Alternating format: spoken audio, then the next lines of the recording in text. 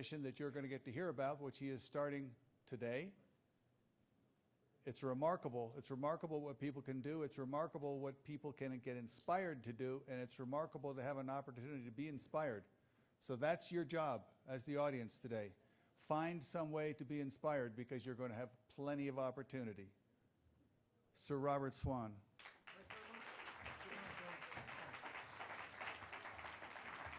Thanks very much, ladies and gentlemen. Well, I tell you what, I felt really inspired by the President, I have to say. And as we all creep on in age, I think, if we're half what he is, at his age, we've done a pretty damn good job. Now, this great transition that we're talking about here is a big challenge. It really is a big challenge. And I believe that that challenge needs a response, which we are doing by being here now. And I'm going to tell you very quickly a story about response to challenge. Simple as that. Now, John missed out one quite important word, and that is actually, I am the first person in history stupid enough to have walked to both poles. Let's get that straight. But where did this begin? This began as a dream. When I was 11, I saw a film about the real explorers like Shackleton, Scott, and Amundsen. Check out the haircut. And when I was 11, this dream took hold of me, that one day I would go to this place where perhaps the gods still walked the earth, Antarctica. And my first challenge was to respond to this dream. And respond we did. It took years of raising money, financial struggles, getting sponsorship, but eventually 3 of us undertook a journey to the South Pole, which would be, if we made it, the longest unassisted march ever made anywhere on Earth in history. 900 nautical miles to one building, the South Pole Scientific Station, about the size of this room in those days. We carried no radios. We carried no fancy GPS where you press a button and it tells you where you are. We would navigate using the sun, a sextant, and a watch. Any mistakes, we were dead. On this journey, I would lose 65 pounds in body weight in 70 days. So when people say to me, maybe they're right, you're crazy, Rob, when you face starvation as I have, and it grinds your mind for the rest of your life. But as we sit here, perhaps trying to lose weight, half the world starving, while we try and lose weight. So what is crazy? And somewhere around this photo, where we were standing in an area the size of the United States of America, and we were the only people there, bit lonely, it was round about now that I made a promise. Things were not looking good. Estimated 22 days to the South Pole. Food left for only 18. A storm in the Antarctic can last 10. Which not looking good. We're on the edge of survival. So I go outside and have a word with the Antarctic. And I said, listen, don't kill us. Please don't kill us. And if you don't kill us, I make a promise now to make sure that I will do my best in my own small way to preserve you. And I'm proud to say that you heard an excellent, wonderful project from Andy earlier today on Polar Promise. Well, today in the garden, we joined forces because I made that promise, he's making it, and we're going to do some stuff together for the Antarctic. Underneath my feet in this photo, 16,000 feet of solid ice. 90% of the world's ice, 70% of all the world's fresh water, we're standing on it in this picture. Probably not the best idea if we melt it. And after 70 tough days, we arrived at the bottom of the world, the South Geographic Pole. We had done it, not me. And standing at the pole, I began to notice something. I'm a bit slow. Remember, I'm an Englishman. First is that for 30 days, our eyes had been blistering. 30 days. Try having blisters in your eyes. It's a bit painful. The other side of it is our faces were blistering out and the skin ripping off our faces. And in the storm of travel, we just carried on because we're British. But standing at the South Pole, I realized that something had happened to us that had not happened to the real explorers before us. What had happened is that we had walked under a hole in the ozone layer because we were told by NASA that this had happened to us.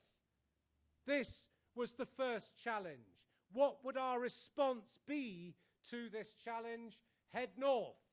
Now we head to the North Pole, and this time we go global. This time we walk across an ice cap that is moving beneath our feet, the great Arctic Ocean. We are now exactly 647 miles from land, in the middle of a frozen sea.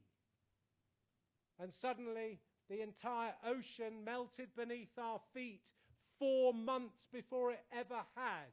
This, ladies and gentlemen, was 25 years ago. But we touched what we're starting now, to take much more seriously. At that stage, we didn't care whether it was global warming, global cooling. We were nearly dead.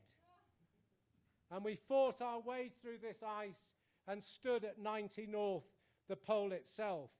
As I say, and I mean it, it is pointless to walk to both poles. It is, I did it. But the point is that we were proud of what we did. And on any great journey, pride is actually hugely important. After reaching the North and South Poles, I visited Her Majesty Queen Elizabeth II, ladies. She is fabulous. Family can be a bit strange occasionally, but the Queen is fabulous. And after that, I was summoned to the very first Earth Summit. At that summit, I was given the 8 o'clock in the morning slot to speak to all the world leaders, and of course, the whole bloody lot of them were asleep. But I tried. And there I met my patron, the great Jacques Cousteau. Fantastic man. And Jacques Cousteau, who helped us make these journeys, summoned me into a room. And I thought, no. And he said, what are you doing for the next 50 years, Rob? And I've said, I've no idea, Jacques. I'm sure you're going to tell me. He did. He gave me, 23 years ago, a 50-year mission to make sure we have the sense to leave one place alone on Earth, the Antarctic, for science and for peace. We've been at that for 23 years. We have 27 years, and now Andy and I, with Polar Promise, will take this forward. We will make this happen. And to do this, I'm quite simple. I'm not very good at PowerPoint. Check it out. There were two things I had to do. One was to inspire youth. The second was to inspire world leaders. To get youth involved, we headed south again to the Antarctic. 35 young people, 25 different nations. And there we found a mission that took us 8 years to complete. The removal of 1,500 tons of twisted metal left in Antarctica by the former Soviet Union. 8 years, $12 million the idiot here had to raise. Joint cooperation with the Russian government. Have you ever tried one? It means you pay, but this was great. I'm so proud of this. And after 8 years, we went down and recycled all of that rubbish from the Antarctic. Now, on board our yacht 2041, we head back to see those world leaders 10 years on from the first World Summit. To get to them, I love this, we made the longest overland voyage ever made in history with a yacht, 8,000 miles round the whole of southern Africa. I say this, ladies and gentlemen, because what we are doing in this room is fabulous. But the message is not going outside this room to millions of young people who need to hear it.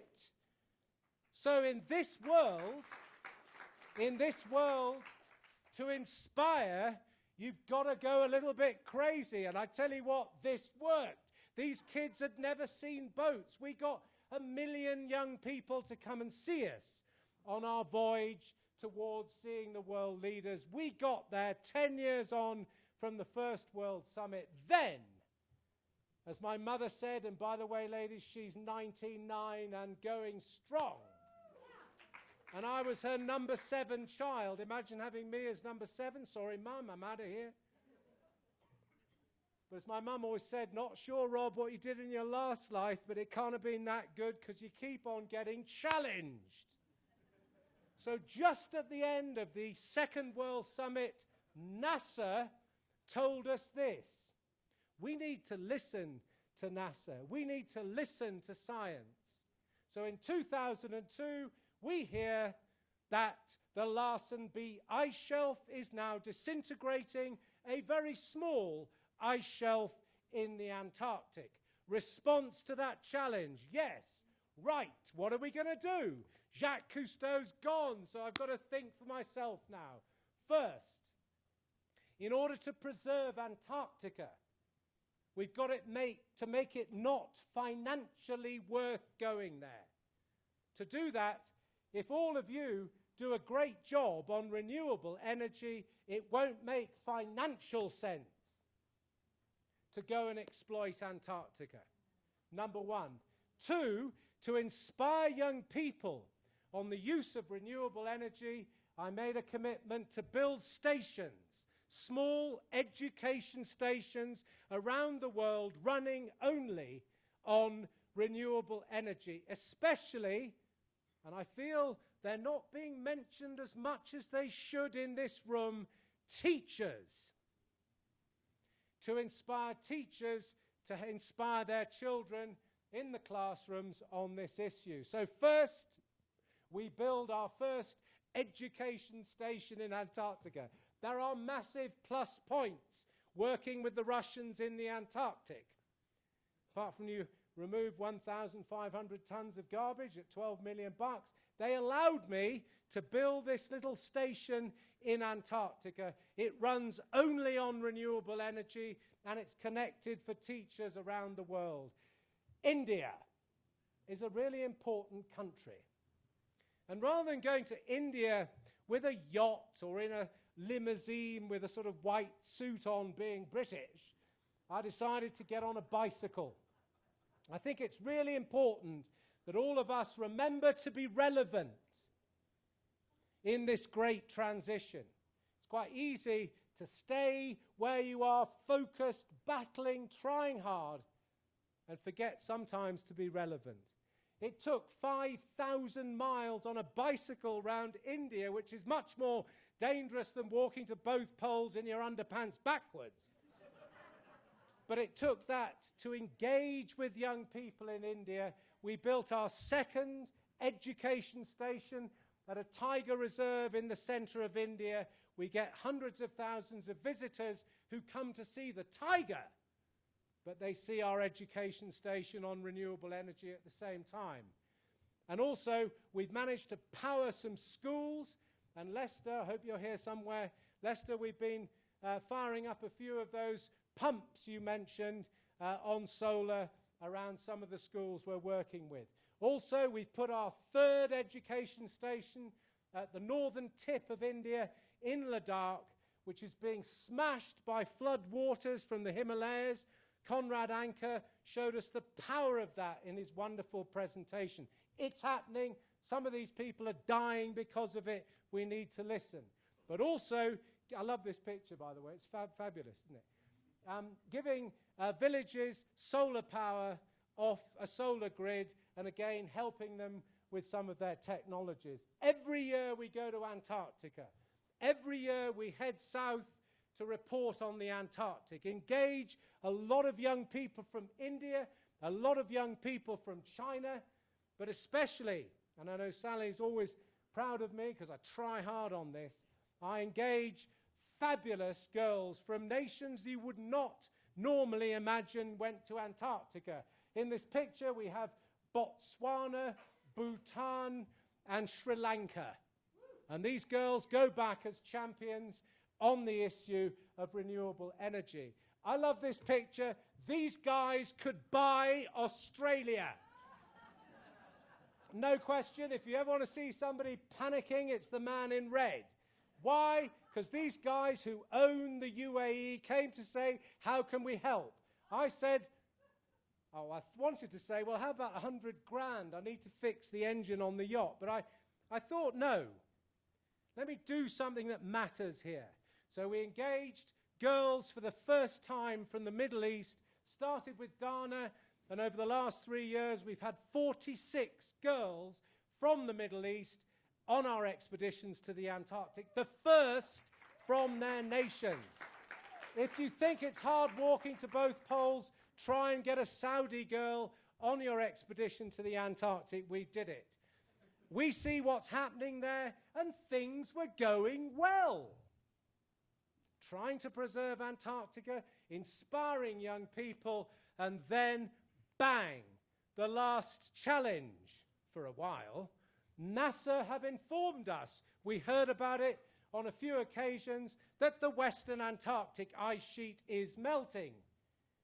What this means is that everything changes, everything. That the word sustainability has to move to resiliency, because it's going to happen. What was my response to this challenge? And I announced this properly for the first time in the United States of America. Here, now. My response, as an old man in my business, you're young at 35 in my business, at kind of 58, 59, you should really have a Zimmer frame on skis, because what I do destroys you physically. But my response to this last challenge is to go back one last time, but with a difference. So at the end of next year, just at the same time for Paris, by the way, we'll get a message to the Paris summit. We're going back to the pole, retracing our steps 1,000 miles on foot. It's going to hurt me, but it's the best possible response I can think to the challenge, because we are going to make the transition. Solar, and we're going to move from what's been going from 1898 to 2014, fossil fuels, and we're going to go now to using the sun. It's going to be desperate. The best thing about polar travel was fossil fuels, because it's warm, it's easy, it's convenient. But we're now going to use the sun. We're going to have to melt water. We're going to have no heat inside our tents, which will be tough, and we're going to cook our food. The technology's right on the edge, and I'm proud to say that we're working with NASA to help save energy, which will mean, don't laugh because I've got to do it, I've got to wee or urinate into a bag and then drink my own urine to save energy. It's what they do up there. We're going to do it down here. And also, with some technology, anybody know anything about it? We want to be able to bring heat from the sun into our tent so it's not too bad.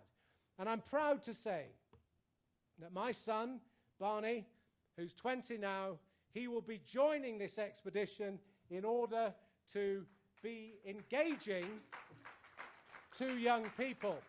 And, if you think you have a difficult life, imagine having me as a dad. It's not easy, but he's a good man, and I'm very proud of him.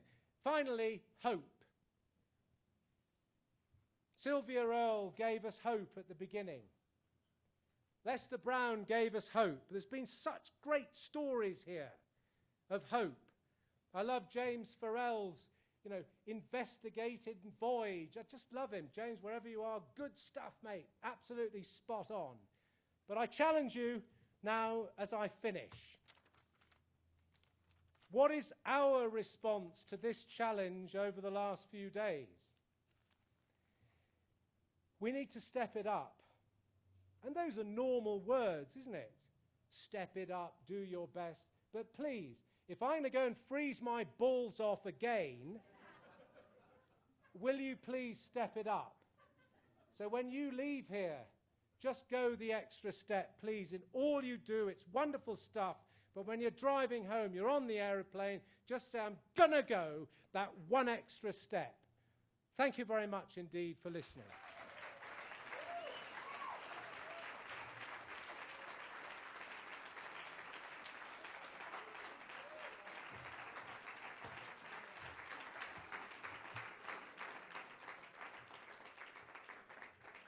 Immortality. I'm going to challenge you to say that immortality is the influence others have on us that we pass on, whether we're in physical form or not. You've seen an example of what Jacques Cousteau has done to one person, and you see the example of what this one person is doing to so many other people, children, the next generation. What will we be when we become immortal? What is the lesson that each of us will leave for someone else? And thank goodness that Robert Swan is out there doing that for us and for future generations. May he and his spirit remain immortal, as does Jacques Cousteau.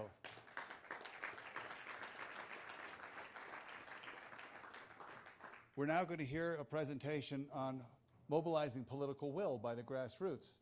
This is a chance we all have to help mobilizing political will. Our leaders won't act until we pave the way in front of them that make it possible for them to act.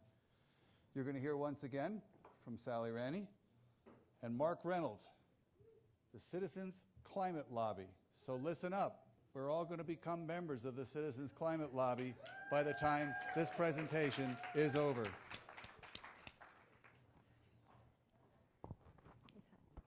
You have Jimmy Carter's seat. Pretty happy about that. Are you prepared?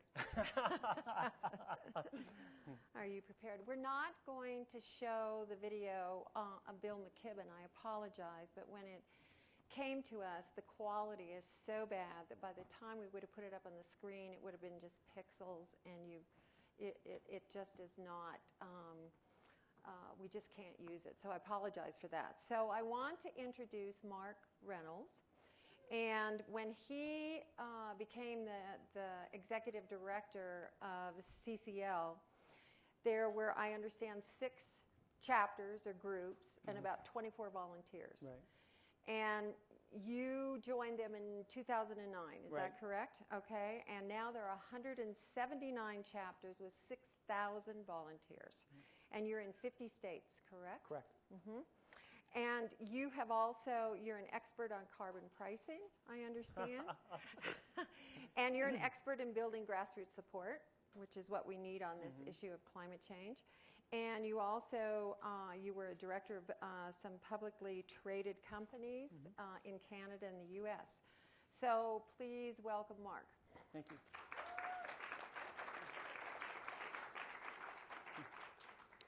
So tell us a little bit about what the impetus is behind getting chapters in all these 50 states and what your timetable is, and also how you're focusing on swing states, if you're doing more in the swing states for the midterm elections. Okay, good. So let me just start by saying that we start from the point of view that politicians don't create political will, they respond to it. So that if you've got a formula, if you've got a system for creating political will, then the politics could become an inevitability. I'd like to step back a little bit before we get to where we're organizing to talk about why we're organizing the way we're organizing. Okay.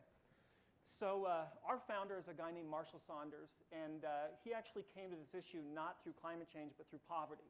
He actually spent 20 years setting up microcredit loans in third world countries. He's personally initiated over 1 million microcredit loans. I think people have heard of Muhammad Yunus and the Grameen Bank.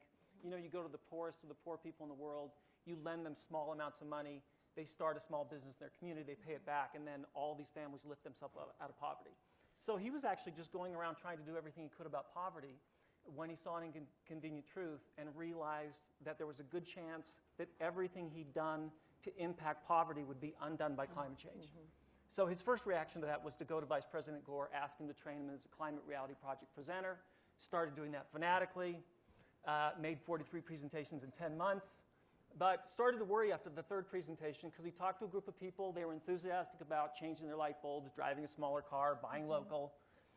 He gets up and he reads the paper the next morning. The paper says Congress has just given an $18 billion tax break to the oil industry. The thought that went through his head was, wow, last night I got 18 light bulbs changed. How many light bulbs do I have to make up? So he realized that he was focusing on individuals mattered, but really where his focus needed to be on was Congress. Now, so what he decided was he needed to put all of his emphasis on Congress. Now, if 7 years ago you'd come to me and said, I want you to work on two things simultaneously, global warming and Congress, you know, the two most screwed up things on the planet at the same time, I would have said, okay, let's just watch this slow-moving train wreck happen, because there's no way it's going to work. Marshall had the exact opposite reaction. What he said is, I know exactly what to do, because the entire time he'd been working on microcredit, he'd been doing it with in partnership with an organization called Results.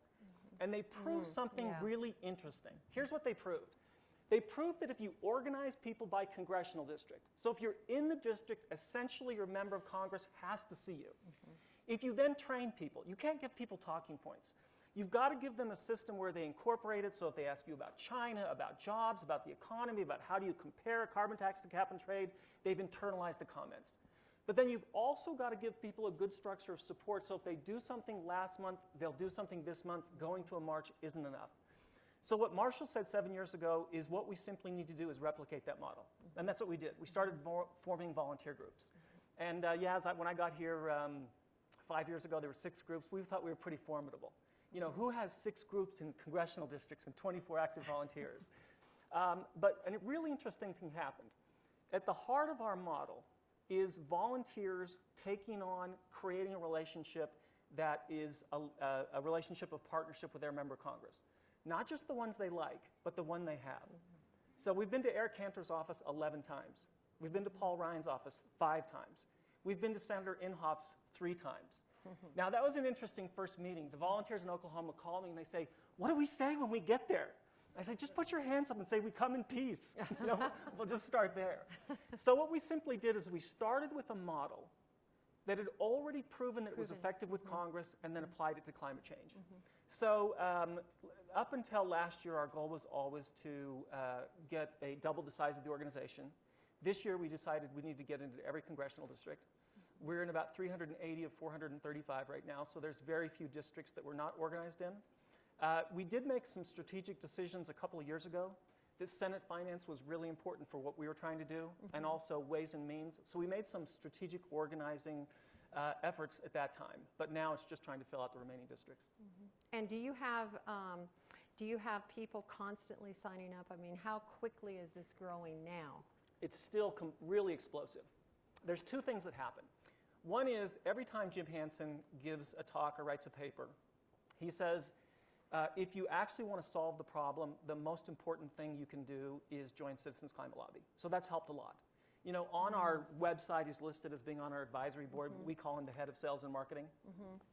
But the second thing is, there's probably nothing that people are more cynical about than government, politics, and this Congress. So a very interesting thing happens when people, instead of saying there's too much money in politics, instead of saying it's unworkable, instead of saying the president is doing enough, the people are saying this is my Congress, this is my government, I'm going to jump in and make something happen. It is transforming those people. So really, every time people start to go in and embrace that process, they start to tell everybody they know, you know what, you don't have to accept a cynical view that the government is so far away from you, you can't do anything about it. You know, we just wrapped up our international conference in Washington, D.C. again a few weeks ago. We saw 507 of 535 congressional offices. When you're walking up and down the halls of Congress and you see hundreds of people getting access to their government, it's hard to maintain a cynical view of what's happening. That's excellent. I want your opinion on what is the difference, or is there a difference between grassroots organizing, which is what you say in your website that Yeah. that's what you are, Yeah. advocacy group, grassroots organizing, and creating a social movement. Wow, that's a really, really good question. The reason I ask that is because social movements have really shifted the history in this country. Yeah. Civil rights, Yep. the environmental movement, Yep. back in the late 60s, early 70s when it was starting, suffrage, women's vote in this Yep. country. And those were social movements. Yes. Those were situations where people were no longer going to tolerate what was going on. And so there was a groundswell. At first it was quiet, and then it built and it built and it built, and then the leaders came and rode the wave, caught the top of the wave, and off they went. And so then there was a focal point. There was a rallying point around that leader or those leaders. Yeah. So what is the difference, or is there, again, between grassroots organizing and social movement building? God, that's a great question. We should get somebody probably qualified to answer it up here, but I'll take my own stab at it. Okay. You know, the last time we had a chance to pass legislation was in 2009, right? The House passed Waxman-Markey. In the Senate, we couldn't get 60 votes or anything. After that, there's a political scientist at Harvard named Theda Skocpol, who wrote over 100-page criticism of what happened, and she said that basically there were two problems. One is all the support for that legislation existed inside of the Beltway. And what you needed was real grassroots, or I'll add what you said is a social movement. The other thing she said was that any climate legislation was going to increase cost for American households. So all the revenue, whether it was cap and trade or a carbon tax, would need to go back to households for people to support it, which was one of the things we're obviously working on. Right. I would say we're more the traditional grassroots, that the role we play is the role of making sure that there's a relationship with every member of Congress that's a trusting relationship, so that when there's a chance to get legislation done, we get the right piece of legislation done. I think there's a broader movement. You know, I love what 350 is doing. I love the divestment movement. I love a lot of what's happening, building support to show that there's an overwhelming support out there in the public, and I think that that's what you're speaking to also. We know our job isn't to do everything. Our job is to make sure that we have the relationships with members of Congress so that when there's a chance to get a bill passed, we get something that has teeth in it and that will hold up over time. So are your volunteers representatives of labor unions, businesses? Do you have a cross-sector of people that are showing up for this, or is it just, you know, what's your demographic? Yeah, that's a really good question, it sends me back to something that happened a lot this morning and during the talk with Dr. Carter. You know, people say to me all the time, we need more young people in this movement. And I agree. It would be good to have more young people in the movement. But my own view, if you have to do something hard, something that requires sustained effort, that requires someone who's going to stick with it, I'll take one middle-aged woman over any 1,000 college students. So I'll tell you, really. So, you know, we have different people who organize our chapters in different groups, and I'll tell you, I love it anytime it's a middle-aged woman. But really, they're school teachers, we have a lot of scientists. So a lot of people who follow Dr. Hansen end up starting groups of ours. We've really tried to expand our conservative libertarian caucus in the last couple of years. We are working on a bipartisan solution. We're a nonpartisan organization. Certainly adding Secretary of State Schultz to our board last year was a big coup.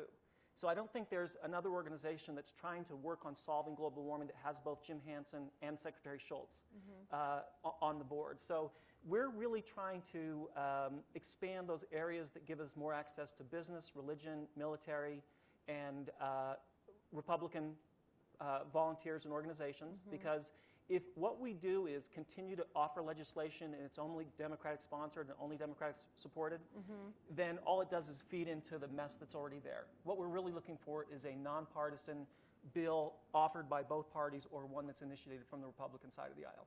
And what are the three key things you want in that bill? We want a steadily raising tax on carbon.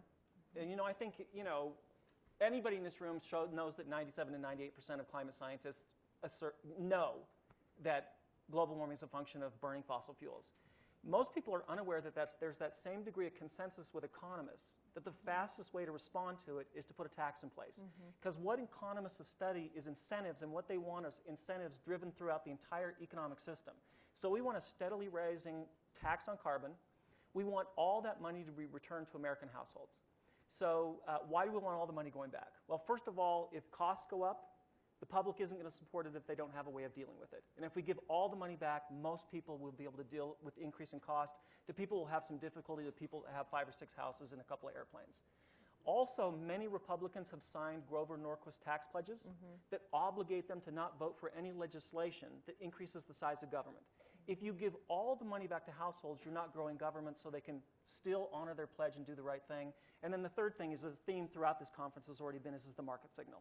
You're sending a signal to venture capitalists, entrepreneurs, banks, saying the future of energy is in renewable energy. Let's increase investment there. How do you train your volunteers, your troops, to talk to those in Congress that are skeptics, that are absolute? How do you train? It's not just information, it's also about language. It is about language, but it's about something more fundamental for us. So what we say, we're an organization that has no rules except for one. And the one rule is, anytime you meet with an elected official, the basis of the meeting has to be admiration, respect, and gratitude for their public service. So we never start adversarial. We never start where we disagree with them. We always start where we have something in common with them. So, you know, I had a really interesting call with Barry Goldwater Jr. on Friday, and he was talking about all the hikes that his dad used to take him on, and how much his dad loved pine trees. Well, we know with everybody we sit down, we can start there. So we're always going to build with what we can find in common. And then it's really about being very articulate on what is the real story on jobs. You know, people have talked about it's either the economy or it's the environment, right? That's nonsense. Yeah. We just concluded an economic study by a company called Regional Economic Modeling Incorporated. We did not want a think tank to do the study, so we could not be accused of ideological bias. So we said, what is the overall economic impact if we place a fee on carbon, but put the money back in households, people who actually spend money? So what ends up happening is, in the first 10 years, you add 2 million jobs.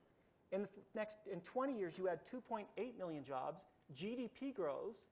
The emissions are reduced by 33% in 10 years, 50% in 20 years, and you save 13,000 lives a year because there's less bad stuff in the air.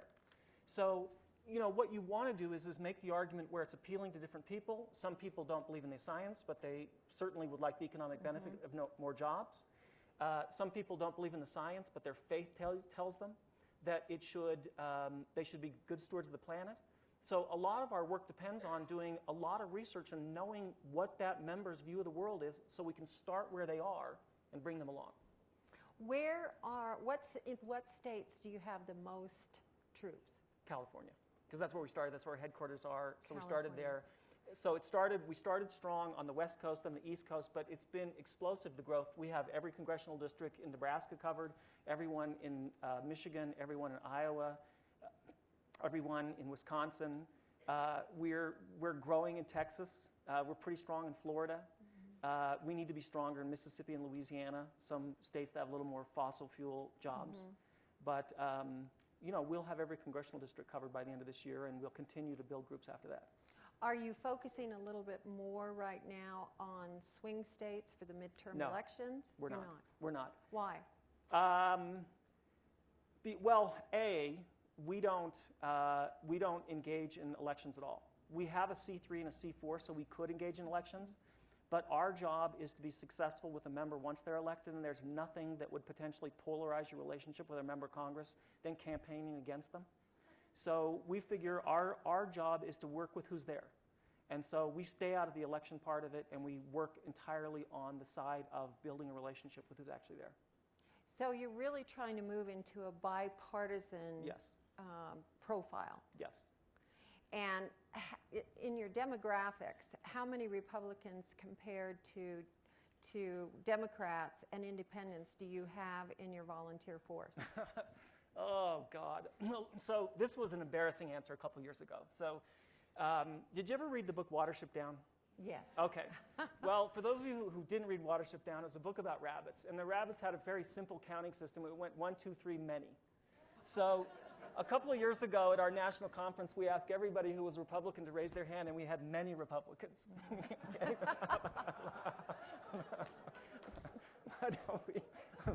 We've been growing that. And it's just in the last year we've started to measure it. So obviously, anybody working on this issue, you're going to have far more people on the left as a starting place. But there's a lot of people who are on the right who want to help, but they don't want to be demonized. They don't want to be beaten up. They want to come in and be able to make their own arguments, and we're trying to create a safe enough environment where that part of it grows. Good news is we had a lot more receptivity from Republican office holders at our conference this year than in previous years. And a step up of quite a few of them in saying we would like to start meeting behind closed doors with other Republicans, because if they know if they come out alone, it's rough. But if they come out as a group, it starts to give them room, and more people who want to be sensible can actually begin to speak up. Why do you think that, well, let me rephrase that. How are you working with other organizations that are working in the same arena, may have a little bit different philosophy than you do, are not using those kinds of grassroots methodology, organizing methodologies, but they are organizing? How do you work with them?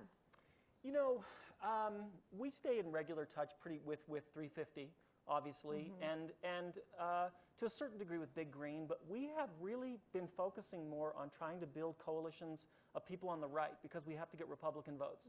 I mean, you don't have to go anywhere to get a bunch of left-leaning organizations to support climate legislation. Our view is the more important thing is build up support. So we have a pretty good relationship with the Hoover Institute at Stanford, with R Street, which is a think tank that broke off from Heartland when Heartland, said that they didn't believe in global warming. So we've really been trying to build the coalitions on that side of the equation. Again, a lot of what we're trying to do is make it safe for Republicans to vote the way they want to vote. It's really hard being a Republican right now, because if you act sensible, you get primaried from the right.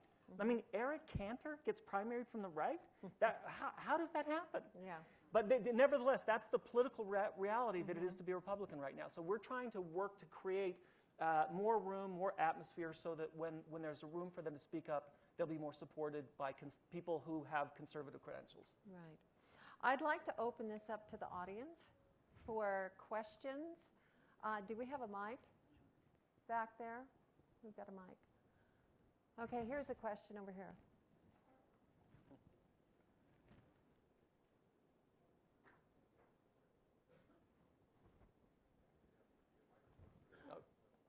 Any questions? I thought I saw, okay. Mark, if people are interested in supporting this work, how would they do that? Okay, first of all, it's unfair for CCL employees to ask questions. Let's just, okay, good. Yeah, you can.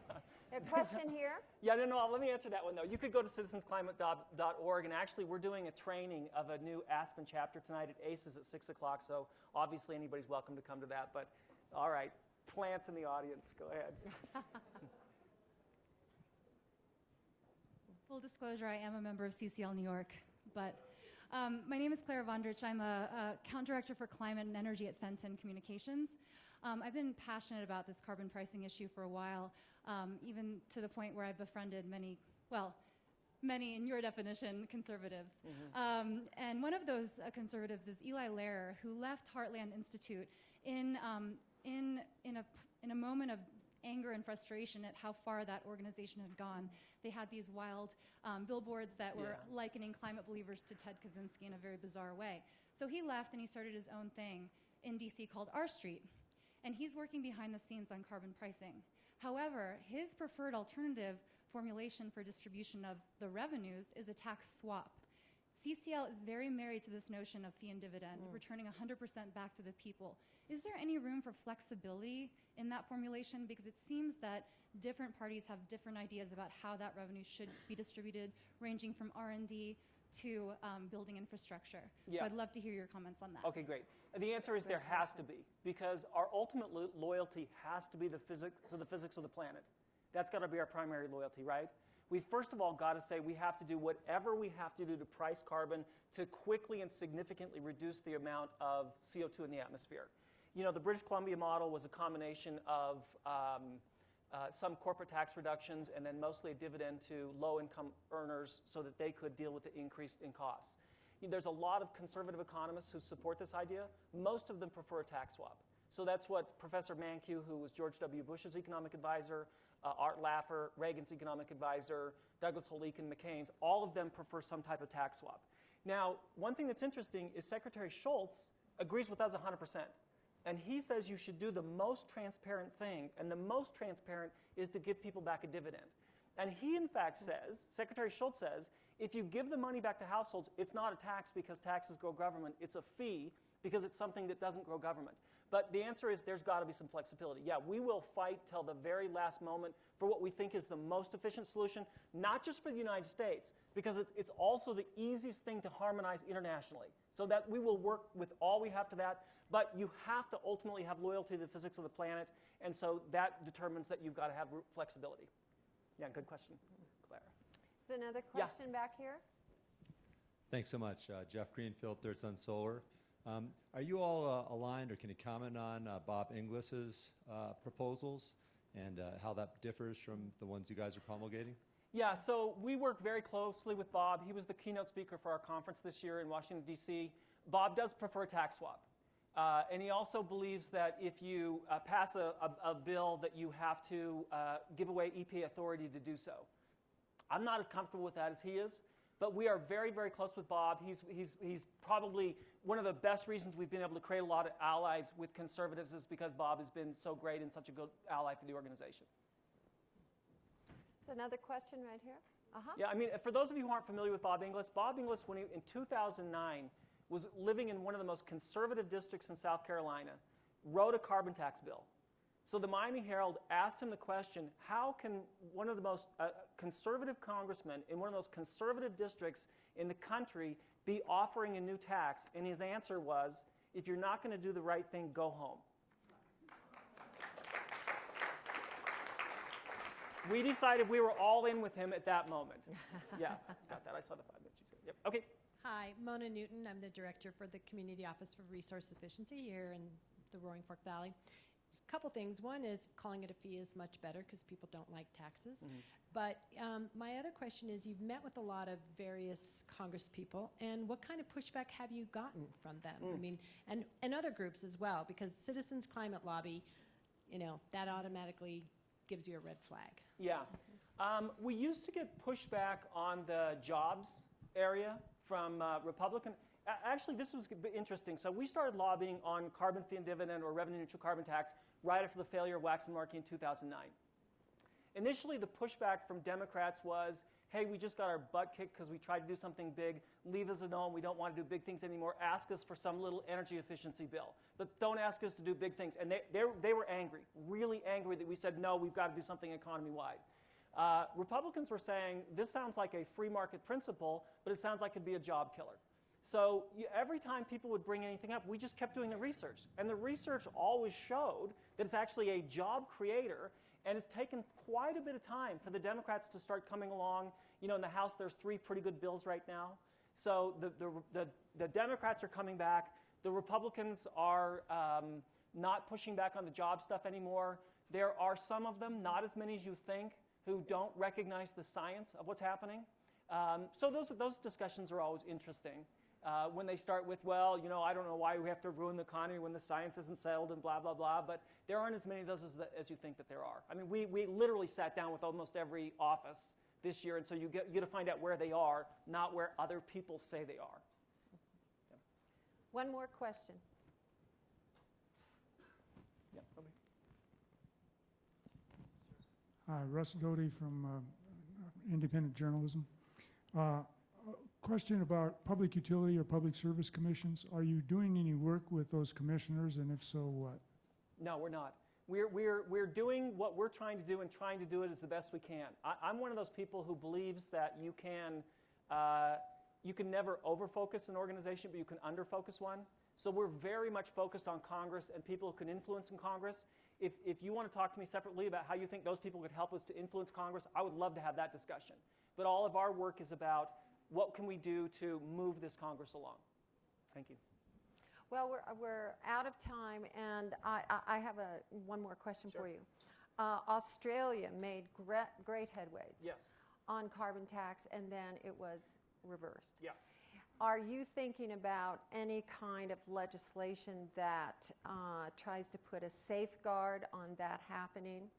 Well, there's 3 quick points about that. One is we assume that as soon as a bill's passed, probably the next 2 or 3 years is going to be us defending the bill. So that's the thing's going to happen. There were a couple of flaws in the Australian bill. One was all the money didn't go back to households, and we think that's why there wasn't enough support in the public. But the other was there was a bad political deal. They had one of those read my lips moments where the prime minister said there won't be any new taxes. She couldn't form a government. The Greens said the only way we'll form a government with you is if you go for a carbon tax. That was the only way she could form a government, but now she'd broken her promise. She'd lost her credibility with the public. So, yeah, there are some lessons to be learned there that we will definitely incorporate in our work. Okay. Thank you very so much. Thank Thank you. Thank you.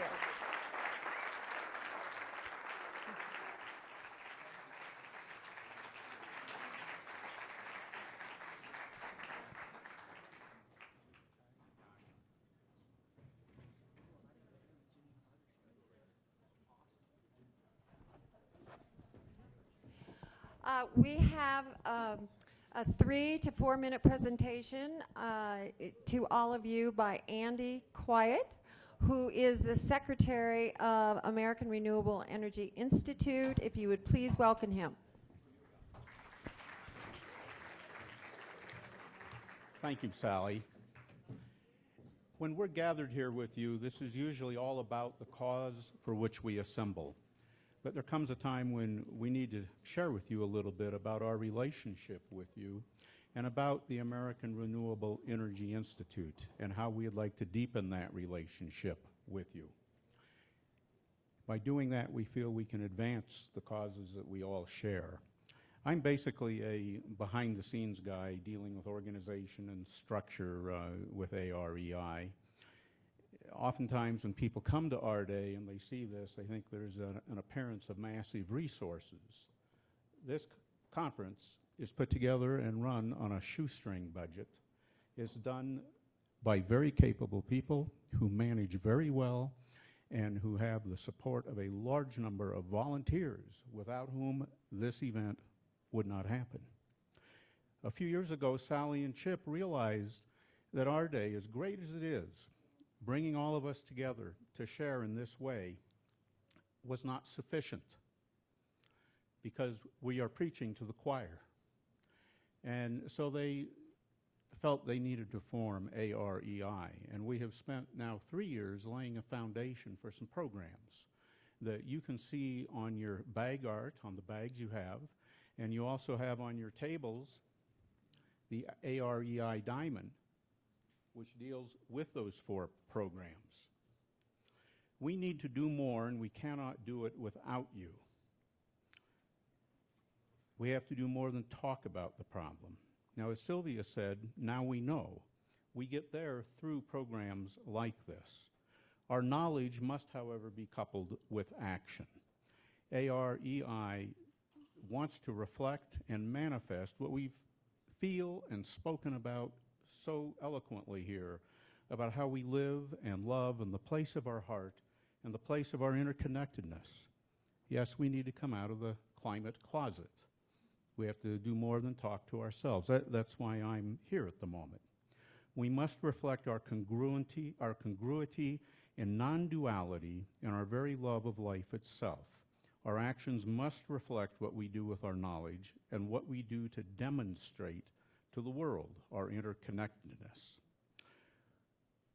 Here at the summit, we preach to the choir. We have to broaden that and preach and demonstrate to others in order to really educate, demonstrate, and galvanize to action.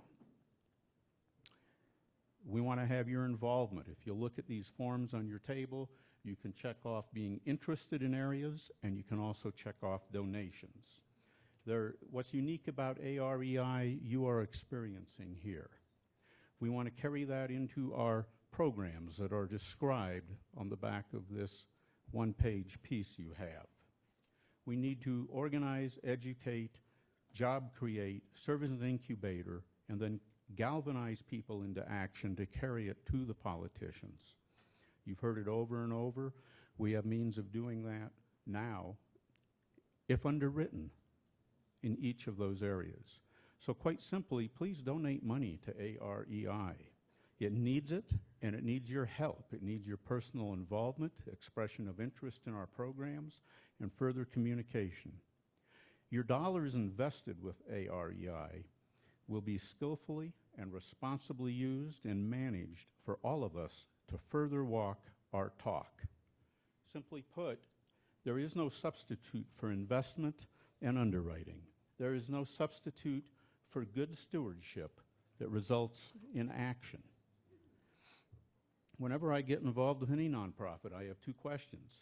How much time do I have to give it, and how much money am I going to give it? It's inevitable.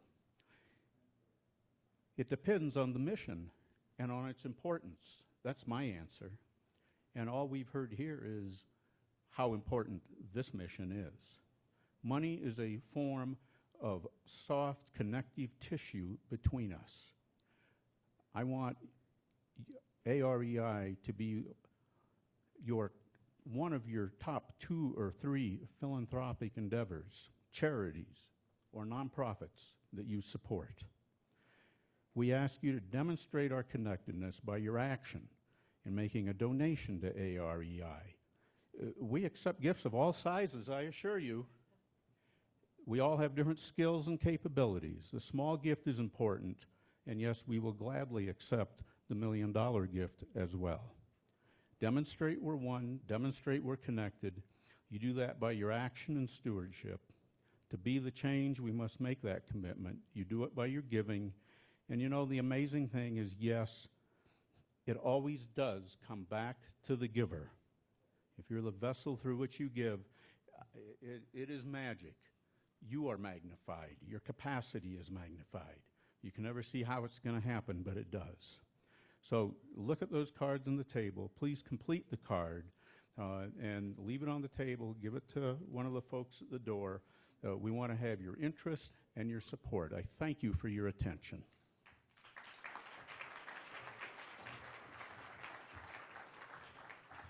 Thank you, Andy. As the next panel assembles, please come up. I have a question. How many people here serve on nonprofit boards?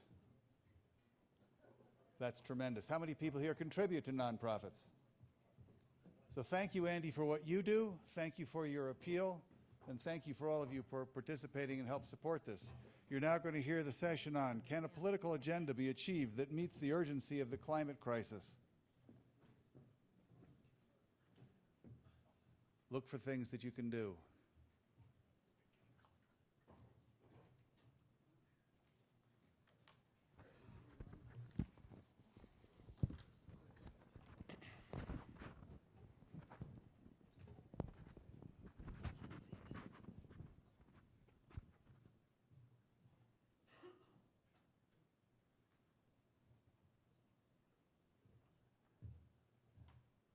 Well, here we are again. This is a panel that I've really been looking forward to, not that I haven't looked forward to the others, but this one in particular, because we're really talking about the nitty-gritty of the politics in this country and who is going to be doing what and how what's going to happen to change political business as usual that we are witnessing and experiencing around climate change and around energy policy. So I'd like to introduce our panelists, and we're also going to open this up. I'm going to ask them some questions, but we're going to open this up to questions from the audience as well, so you can be thinking about that. Gene Karpinski is the president of the League of Conservation Voters, and I have been watching, and I love the League of Conservation Voters because they're an advocacy group, but they watch Congress and they report back to the public and to their members who's doing what. So they're about transparency. They're bringing transparency about what's happening, particularly with environmental issues and related issues, climate change, the EPA law regulations that were just announced, and what are the different members of Congress? How are they voting? Are they a yes, a no, or an abstention? Which is also very important to know. And Jean's been with the League of Conservation Voters for quite a while. 20 years total, 8 years on staff. Yeah, 20 years total. So Jean has a lot of inside information on Washington. Mike Phillips, whom we've heard from before, is an elected official. He is a state senator in Montana. It has not been an easy task to work with that legislature on the kinds of issues that Mike cares about. He's also the director of the Turner Endangered Species Fund, and he works in the arena, a wide arena of issues relating to the environment. Tom Steyer, you've all, I think you've heard of Tom particularly recently, but I met Tom about 4 years ago at the Giving Pledge, and it was so interesting. They had several workshops at the Giving Pledge, and they were health and hospitals and just bricks and mortar and the kinds of things that you would expect donors to be interested in. They did have a workshop on environment. There were 80 people there, and there were only 5 in the environmental breakout session. And it was Tom, it was myself, Ted Turner, John Doerr, and Ann Doerr. That was it, the usual suspects. And Tom, that was the very first meeting. And Tom, I'll never forget, he listened to everybody, didn't say much at first, and then he said, every other issue doesn't make sense unless we work on climate change.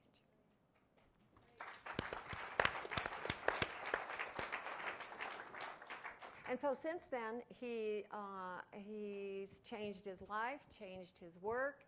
He's made a commitment now to climate change, and you've all seen in the newspapers that he's in some opposition to the Koch brothers, and he's also put up $50 million of his own money, to which he is looking for matches, another $50 million, to take ads out in the swing states and support the candidates that really want to do the right thing on climate change. So,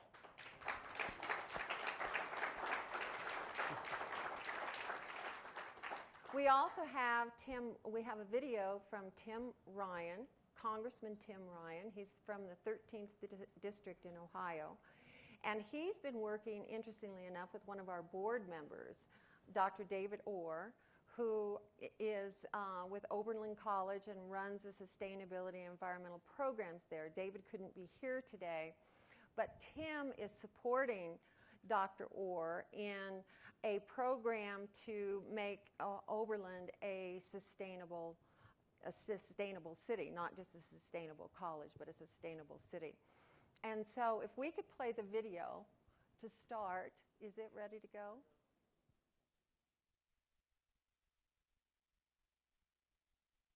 Hello to everybody at the Our Day Summit and all the great leaders at the American Renewable Energy Institute. My name is Congressman Tim Ryan. I'm from the great state of Ohio, and I'm sorry I can't be with you in person. It sounds like a fantastic summit that you're having in Aspen, and nothing like Aspen in August. But I couldn't get myself out there, but I just want to say thank you for all of your leadership over the years, and really what you're helping to do to shape a policy that isn't just about the environment or about climate change, but about how we can get our economy going, about how all of these problems are linked together that can help move us forward. So I wanted to say thank you for your leadership. You know, I can't really think or talk about what's happening with climate change or what we're trying to do with the improvements in the environment and the way our systems operate, and not think back to 2009 and some of the difficult votes that we had to take to try to pass a cap and trade bill in the United States House of Representatives that would have, I think, moved us a good deal forward in some of these difficult situations that we're dealing with today, making investments in renewable energy, making investments in conservation. And that was a tough time to try to get the public rallied and understand how deeply critical these issues are to a thriving economy here in the United States and around the world, but also what we need to do with regard to climate change. As I said earlier, I represent a district in Northeast Ohio, and I want to highlight some of the great work that's going on and coming out of the College of Oberlin with David Orr and the great work that he's doing with Fertile Crescent region that stretches from southern Michigan through Toledo and Cleveland and down into Youngstown, Ohio, and some of the programs that we're working very closely with him to put together.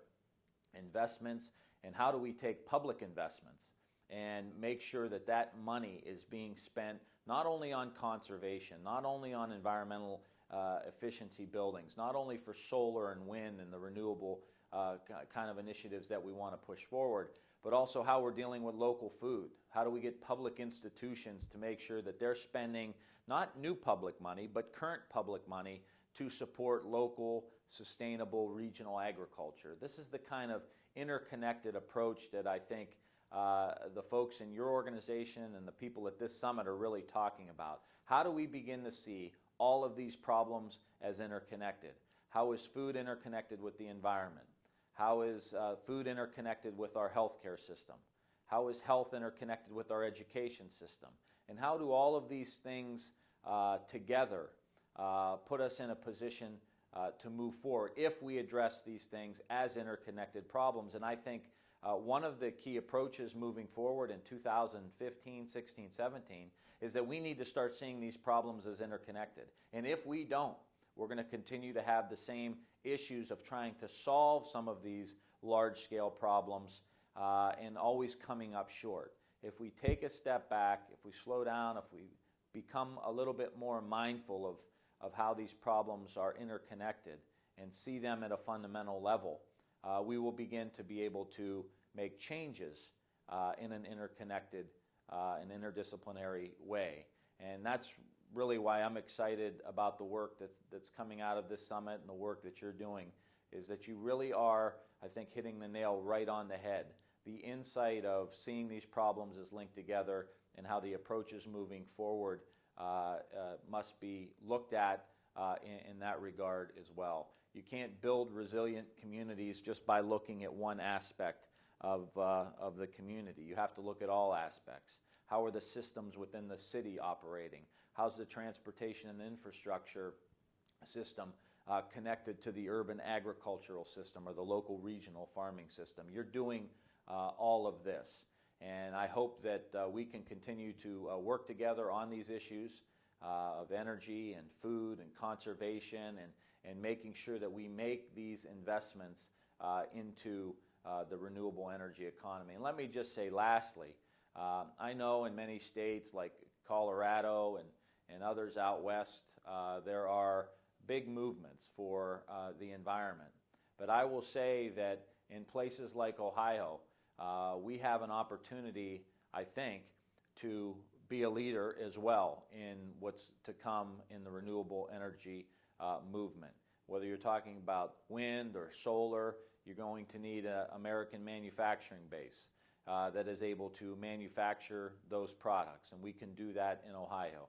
You need public-private partnerships with local universities and colleges that are doing the research and development. We need to invest into those programs and make sure that those public-private partnerships are leading us forward. You look at what we need to do in agriculture, and you have states like Ohio that are majority agriculture, but also universities and also manufacturing. How can we all come together to spur technology in agriculture? All of these things are the future of our country if we want to be leaders in the world.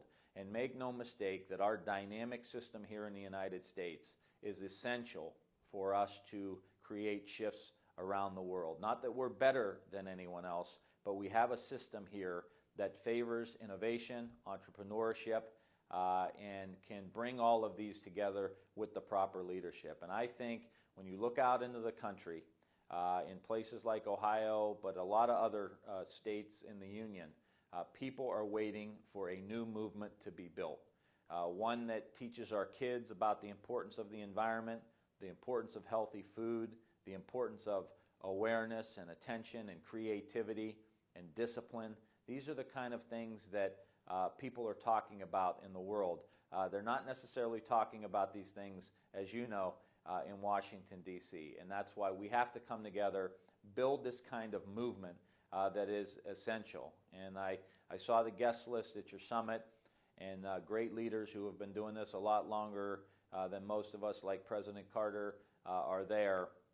And I think that's showing that some of the seeds he planted in the 1970s are still needing sunlight and water and energy to try to move them forward. So I'm deeply thankful for the opportunity. Thank you for all that you are doing.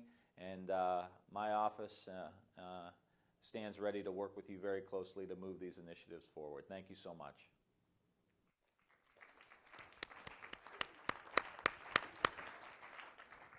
Well, Ohio is always a key state, so it's great that we have an ally there. But he brings up something which I want to ask you, Gene, is that there's a disconnect here in that climate change is a huge long-term issue, and corporations work on a quarter or 2 or 3. And Congress is 2 years, 6 years, max 8 years. So there's a lot of short-term thinking to be responsive to, and having to be responsive to constituencies when we're now facing not just climate change, but some other drivers for the future that are definitely long-term. We have to have long-term strategies. From your point of view, working with Congress so long, what do you see is going to come forward, given that there's a disconnect there? It's a really good question. I reflect back 3 years ago. Tom and I sat on the stage in August of 2011. And as Tim said, Congress had passed a bill, a comprehensive bill in 2009, and we were all on a roll and thought we were going to get it done. But 2010 was a horrible year from a national perspective because that bill died in the Senate, didn't even have a vote because the Democrats were even scared to have a vote. And that the elections in November of 2010 were mostly horrible. But the best news out of 2010 was that the folks in California, George Schultz, who we talked about earlier, and Tom Steyer as the co-chairs, teamed up to defend the strongest global warming law in the country, which was under attack from those 2 Texas oil companies. So in terms of looking for hope, a few things. One is that we don't expect Congress to pass a bill anytime really soon. Let's be straight on that. Hats off to Mark and all the work that folks have done to develop the next forward-thinking policies and to begin to do that organizing. But there are a couple ways we're going to make progress in the short term. One is to go back to the states. And the states are the laboratories. And California has been the leader, but other states are picking that up. You've got governors in Washington and Oregon want to do what California's doing. You've got a lot of New England and Northeastern governors leaning into this. So there's a lot of hope in terms of the state policies. We've heard more than once today that even though Congress won't get the job done, the president has leaned into this, particularly in the last year, since his speech last June of 2013, and really using the power of his executive authority with our dear friend John Podesta in the White House helping to nudge him along. And so, lo and behold, we have an EPA back on June 2nd announcing by far the most aggressive proposal to cut carbon pollution this country has ever seen. It's not a done deal. That's just a proposal. But there's a lot, but all the work that folks need to do to organize that and to fight to make that a reality. In fact, to even make it tougher. So while we have to take a long-term view, and it's going to take a while for Congress to be successful, the positives about working in the states, the laboratories, to push the best policies forward, and continue to back up EPA and to back up the president to use the authority of the Clean Air Act to get the job done. And in the meantime, and Tom and I, our groups are both focused on the elections of 2014, because one of the other things we have to do is, I love, President Carter we call them climate deniers. He called them nutcases. I kind of really like that. But the point is, we got to win the policy, and there are a lot of good policy ideas. We have to win the politics. And part of our goal in 2014 is to make sure that if you're a climate change denier, then you're paying a political price. And that's part of what we're all about. Tom's group and our group teamed up in Virginia so that Terry McAuliffe is the new governor, in part because he called out his opponent for being a climate change denier. So hope in the states, hope at EPA, and we need to make, just like we did in 2013, make climate change denier. If you're a denier, that's going to cost you at the ballot box and make that liability. So those are some of our strategies going forward. Great. Great. Sally, I want to, a good policy, good state and federal policy creates an opportunity for private investors to do what they do best, which is make money. If we get the policies right, the durability will come. And currently we have the marketplace so askew by so willingly hiding all these costs. We routinely deny important negative externalities. We put upon people and we don't pay them for it. And as soon as we get the market signals more right, because we've got state and federal policies that get it more right, private money is going to chase profits, which it does well, and that will create durability. Tom, thank you. Thank you for inserting that. Tom, you have really stepped out and stepped up to this issue. You're here. You're here.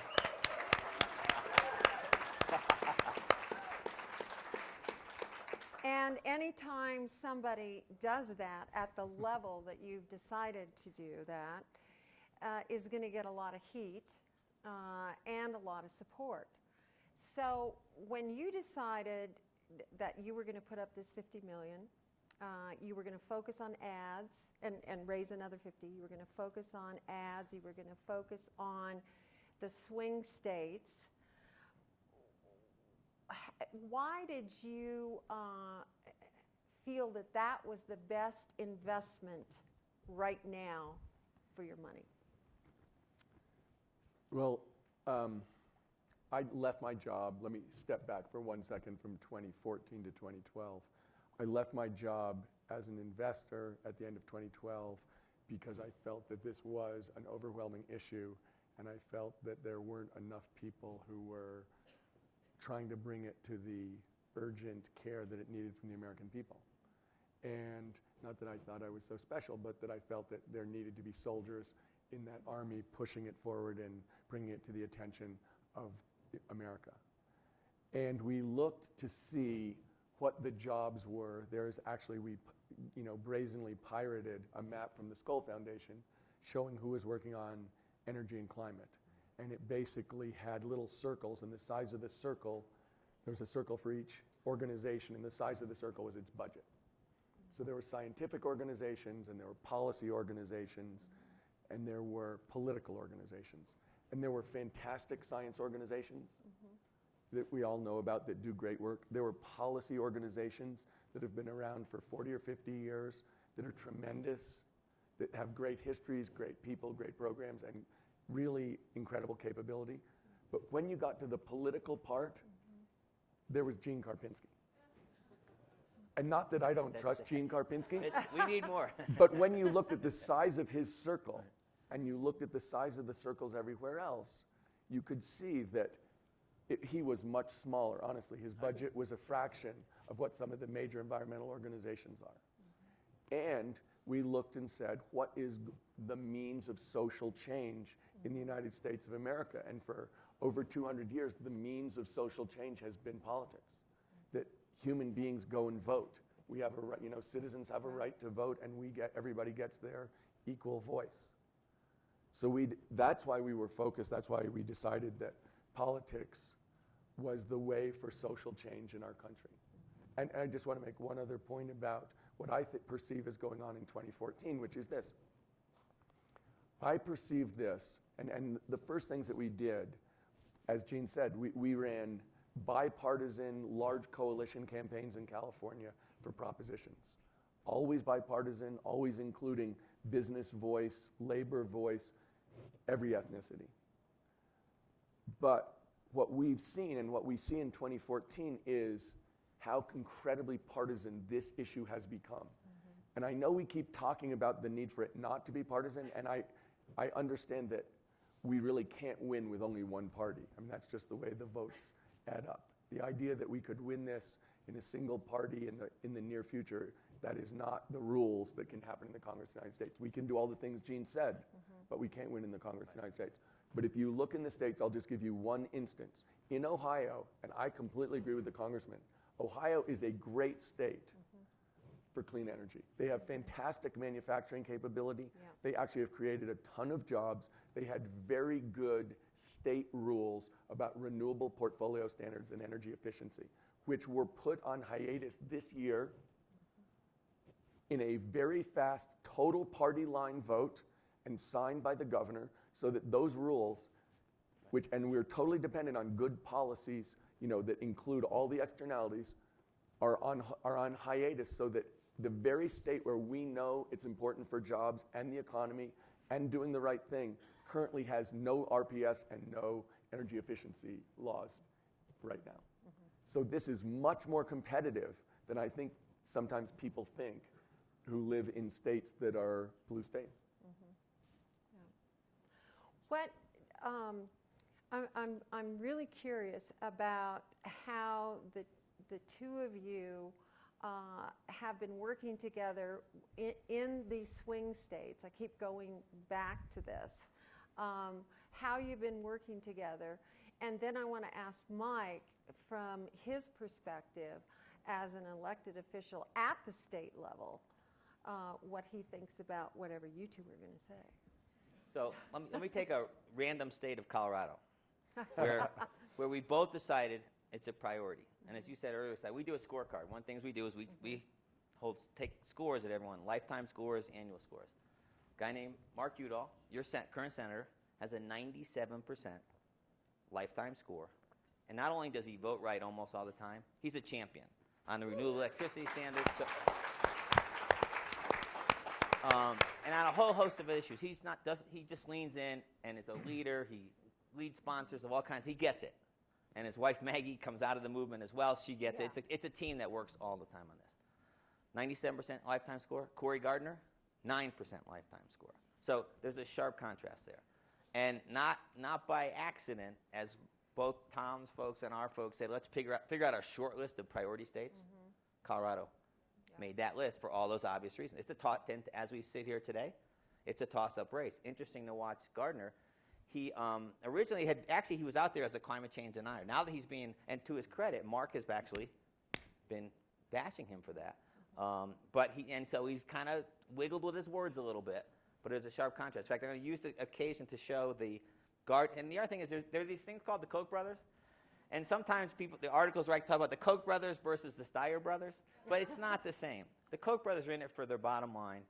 Tom's in it because he cares about the planet. And people know that, but it's just the press likes that kind of simple thing. And the last I checked, the Ford's 400 numbers weren't quite the same yet either. So, but they're all in on the other side. And part of the thing that we've realized, and we've done a lot of research together, is that, don't just react. Attack the attackers and go on the offense against them. The same out-of-state oil billionaires message that was so powerful in Colorado in 2010 is powerful in state after state where the Koch brothers are playing. So I want to play an ad that it's basically Tom and I, we've done almost the same kind of ads in different places. But I'll give you one example, one just showed here in Colorado. Gardner. Do we have that? There's a smear campaign going on in Colorado, backed by the out-of-state oil billionaire Koch brothers, steering $1 million into attack ads. Why? Congressman Gardner supports their agenda. Gardner voted to keep giving billions in special taxpayer-funded subsidies to oil companies. $1 million smear campaign. Billions for big oil. Cory Gardner's just too extreme for Colorado. The League of Conservation Voters is responsible for the content of this advertising. Great. So back to you, Tom. Okay, so Tom, what are the swing states? There's several that are that are swing states right now, but you chose 7. Is that right? I think so. Mm-hmm. Well, what we did, and I think that it's very similar to what Jean was describing, is we tried to go into states where the candidates, there was a big distinction between the candidates, so that you knew, as you know, in the Colorado Senate race, that there were who got elected made a substantial difference. Secondly, we tried to be in states that we think are in and of themselves important, and we wanted to be in states that we thought were important in the context of the United States. So the states are, and I'm sure I'll screw this up, but Florida, Colorado, Iowa, Maine, New Hampshire, Pennsylvania, and Michigan. And then we're looking at several other, we're doing some other things that are not statewide races in other states, including my home state of California. But let me make one distinction. This is, in 2014, this is a non-presidential year. So when you look at the turnouts in non-presidential years, there's a fraction of presidential year because people like to go and vote in president, and then they vote for all the other people on the ballot because they're already there at the polling place, or they're already filling it out at home. And so in 2014, when you think about politics, and when you think about what you want to accomplish if you want to change a race, it's much more important about who goes to the polls than trying to persuade them how to vote. The fact of the matter is, if you get your voters to the polls, the people who the information technology is now so good in politics that you can have a very high probability of understanding who Sally's going to vote for if she goes to the polls. And the question is she going to go to the polls? And by the way, a lot of the people who most support energy and climate candidates, like Mark Udall, are the biggest drop-off voters for a variety of reasons. So they tend to be young. All the people, his voters, are probably more drop-off than Cory Gardner's voters by a fair bit. So one of the things that is true this year, just so you know, in those states, we are focused not so much on TV ads, but on the things that will be kind of old-fashioned 18th century American politics of trying to get people, local people, to talk to local voters and citizens about what's important and why it's important enough for them to get off the couch and go down to the polling place on the first Tuesday in November and show up. Because this is much more about showing up than it is about persuasion. And do you think more women will show up in this midterm election? Let's hope so. Well, let me say this. But I mean, do you have polls? Do you have any information that they will or they won't in these states? Traditionally, women are better voters, particularly in midterm elections, and women also happen to be better voters on energy and climate. So, of course.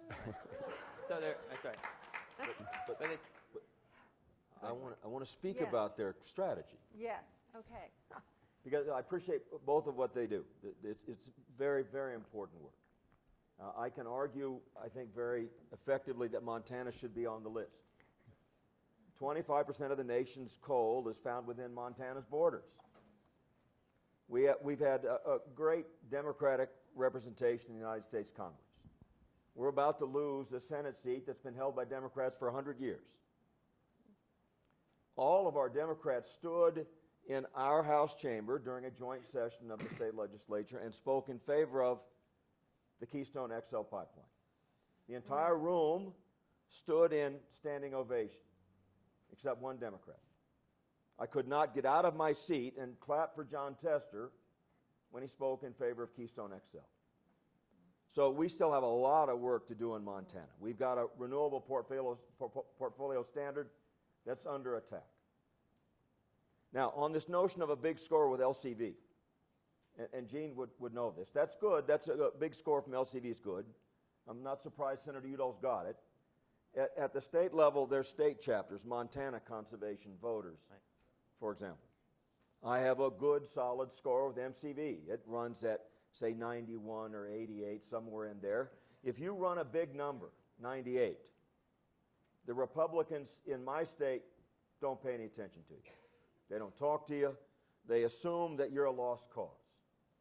If you want to try to move the needle with the other side, You've got to be very strategic about when you vote and how you vote.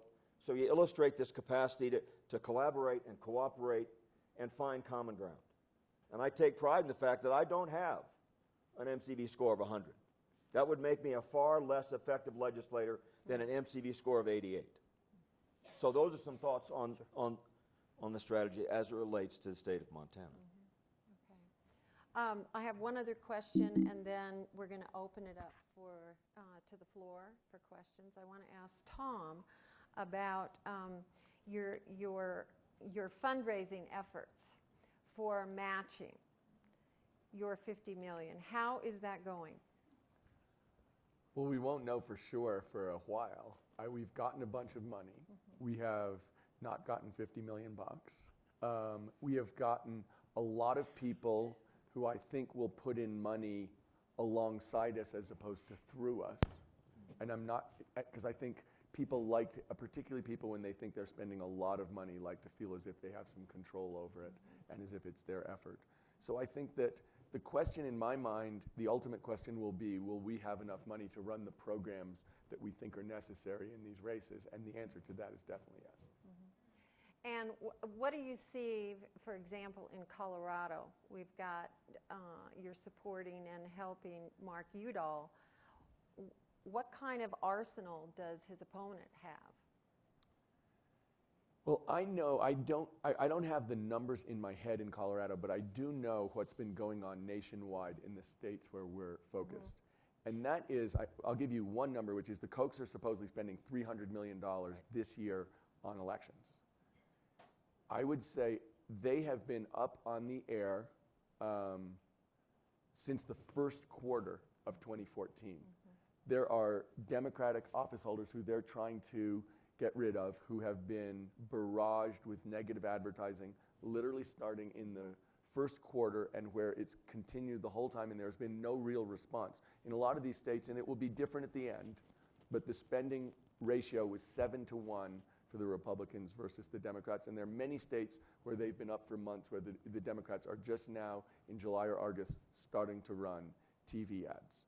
So in terms, I think that when I said I don't think people understand how competitive this is, it's partly about the money that's being spent against Democrats, but I think it's really important to understand the money that's being spent against incumbent Republicans who are not sufficiently conservative. And that's one of the things that we see, and I'll give you one example of this, which is in New Hampshire, it's a very purple state. You know, there's one senator who's a Republican and there's one who's a Democrat. The Republicans control the state Senate, the Democrats control the state legislature. The governor happens to be a woman who's a Democrat named Maggie Hassan, whose pride and whose resume are built around the idea of doing bipartisan legislative work. That she's managed to push through a series of bills, including in this term, and her term is only 2 years, with bipartisan support. Every state senator who's a Republican who voted with her, except I think the leadership, is being primaried by people from the right because it is unacceptable in the eyes of certain parts of the Republican Party to cooperate or to get together with Democrats and vote together to pass legislation that is necessary. And that is a huge threat. If you put yourself in the position of those Republican state senators, you know, that's their career, and someone's saying, if you don't do what we want, we're going to attack you with a lot of money, and for sure, you're not going to move up in the Republican Party in New Hampshire.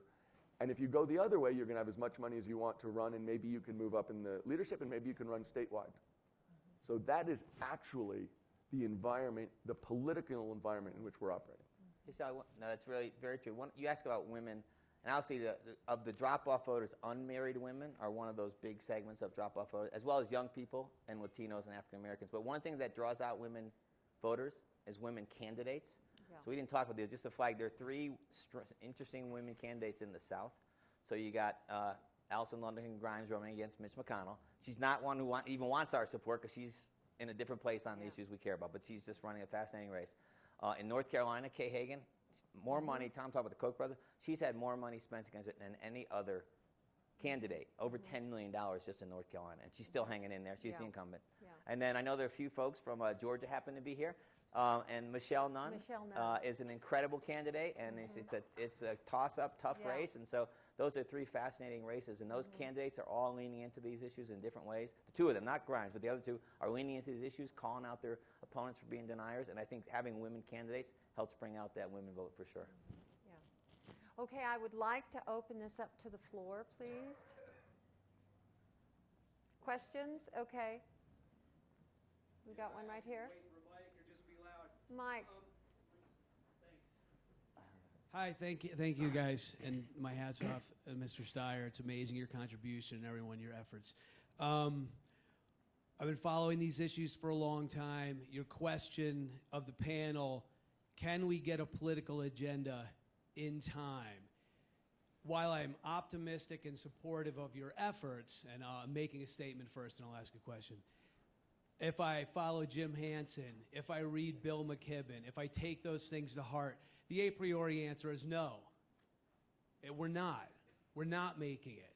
We're not. The damage is being done across the globe. The damage is being done to the populations. The damage is being done here at home in Aspen. I'm taking the half-empty motion for a second. So the question please. is, it seems in listening to discussions that a lot of this has to do with economic theology. Our relationship to economics, and I applaud the contributions that you're making. Can we sustain and solve the problems of the globe if we remain in a nation-state capitalist, profit-oriented economy? If profit motive... Is that your question? I'll leave it there. But Okay, it relates thank to you. exactly what you said Thank regarding you. the Cokes, if there's always more money. We don't have very much time. I want to make something very clear on this notion of what we can change with a political agenda. And this is just the way the science plays out. And as a scientist, that's where I tend to drift. And I was intrigued by serving in politics because I don't think the scientific voice is well represented. The die is cast on weather patterns that will define the climate for many, many, many decades, probably hundreds, if not thousands of years. That's just the physics of CO2 in the atmosphere. That's the physics of the ocean collecting most of the heat. What you can do today is still promote prosperity and justice and peace with a whole new energy future. You can minimize the damage going forward, minimizing the changes going forward. So you shouldn't do more than you can do today because the die is cast on weather for a long, long time. But be mindful, the die is cast on weather for a long, long time. And of course, average weather is climate. Can I address that? Yes, Do you want to go first, Gene? I mean, look, the problem is before us. We know we're hurting. There are a lot of things we need to do. We need to do more of all of them.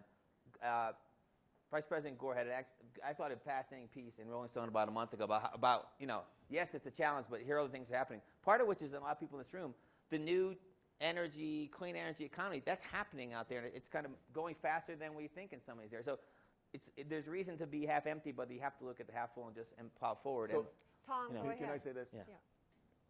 First of all, can we save ourselves in time? This is all shades of gray. There are going to be impacts, there are going to be events, there's no way to change it. But not doing something means those events and those impacts are going to be much greater. So can we save ourselves in time? We have to do this no matter what. That's the first point. Second point, I don't think any of us have any idea about the creativity and power if we have the rules right of what America can do. I think we're so shortchanging ourselves as a country. I think our ability to do things when we look back at what we've done in the past and the kind of changes we made, when we look at how this country changed itself in World War II, when we look at what we've done in information technology since 1983 when they broke up AT&T, our ability to make change here is incredible.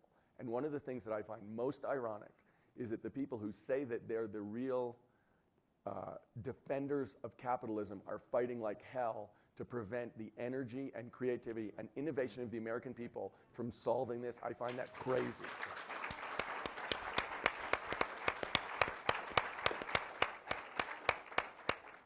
Well,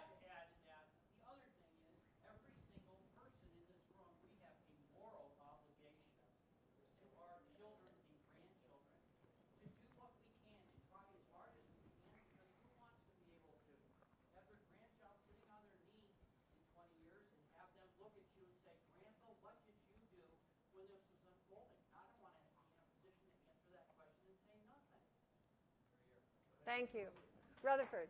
Yes, thank you all. Tom, thanks so much for the donation, for getting things going here. As you look at GoTV, Get Out the Vote, you all haven't talked about that, just nonprofit dollars to foundations and other, can do educational work. In the South, I'm from Georgia, you might be able to tell, and Mrs. Carter gave a little plug, maybe too polite. Make sure you know, I just got the polling numbers, it's a very close race. He's going to be at the top of the ticket, along with Michelle Nunn. Clintons were the last ones that won Georgia. You change Georgia, you get the Deep South for the first time in 20 years. But getting the vote out, just what you were talking about, Tom, is so important. As we look around this room, people of color are very important. We've talked about women, suburban women in Georgia, very important. But we have to make sure, because the poor folks and minorities and people who are sick and tired of living next to the dump and the coal mine and the downwind from the power plant, they're the ones that have been activated in the South for good reasons in the past, and we should not leave them unnoticed, and we can get those votes out if we really work on that too. So at your point, I want to ask, what are y'all doing on GoTV? Okay. So anybody want to answer that quickly? I think we all are. As Tom said, as you said, Rutherford, drop-off voters is the key, and there's 4 groupings, what we call the Rising America. It's young people, it's unmarried women, it's Latinos, and African American. In each state, it's a little different. In Georgia in particular, the African American community is the key for Michelle Nunn and Jason Carter to win. So in each place, and you can target with the voter files to do that, and that's old-fashioned shoe leather, knock on doors, make phone calls. That's what makes it work. I think, people get very, this will sound crazy, but people get confused about politics in the United States. What actually counts is how many votes get cast. People love to look at polls. They love to look at TV ads. The actual question is, who will leave their couch and go down to the polling place and vote? And that's actually what counts, and that's all about get out the vote. It's about registration, getting people energized, and then delivering them to the polls. If you vote, you have a voice. If you don't, it doesn't matter. Sally, I want to say something before we wrap up. Okay, so we're going to wrap up. One more comment here, and then I'm going to close this session because we're over. Thank you. And the reason I want to present this idea, I don't think we're thinking nearly big enough. And with Gene here, and Tom here, and Sally here, and Tim Worth here, and Ted Turner here, I think Amory Lovins may still be here. Lester Brown is still in the room, many other important thinkers. It would seem to me, if you're interested in national security, economic development and durability, environmental integrity, you're interested in who is the next president of the United States. So why not? Why not, Tim? Why not people that know politics well? Gene, why not build a presidential platform that celebrates environmentalism? Because at the end of the day, we don't have healthy landscapes to provide for our needs, you won't be secure, you won't have an economy that's durable and easily shared, and you won't have an environment that matters. It's time that we get somebody that stands up to represent the country that says more than a token word here and there about environmentalism. I like that idea. One of the things that I'd like to close with is that the energy that these 3 have brought to this conversation, they are bringing to their work out in the political arena. And this is what we need in America to make a difference. We have been slack. We have not. The Tea Partiers, you know what? They go to the PTA meetings. They go to every single meeting. The Republicans go to every single meeting. We who are concerned about this issue have not really stepped out. And what Tom is doing with his commitment of money and the visibility because of that commitment for stepping out for the right reasons, he's stepping out for the right reasons, is re-energizing, I think, democracy. That there is an opportunity here for anybody who cares a little bit, sort of a lot, that whole spectrum in there can step up with him. And for me, that is really exciting because we haven't had an environmental movement for a long time that could put the pressure on elected officials. When I started in this work, in the long time ago, we could go into a congressman's office or a senator's office and say, you know what? I have a whole legion behind me. I've got 1 million members. I've got people in your state who are going to be knocking on your door. So you better think about this. This is what we need again in this country. And you have put the energy into this that I hope all of us can take away from here, and everybody we know, and we're the converted. So it's going to the people who are not converted. It's going to the independents. It's going to the women who don't show up except for the presidential election. Let's get them out. We have got to activate ourselves again. Go Sally.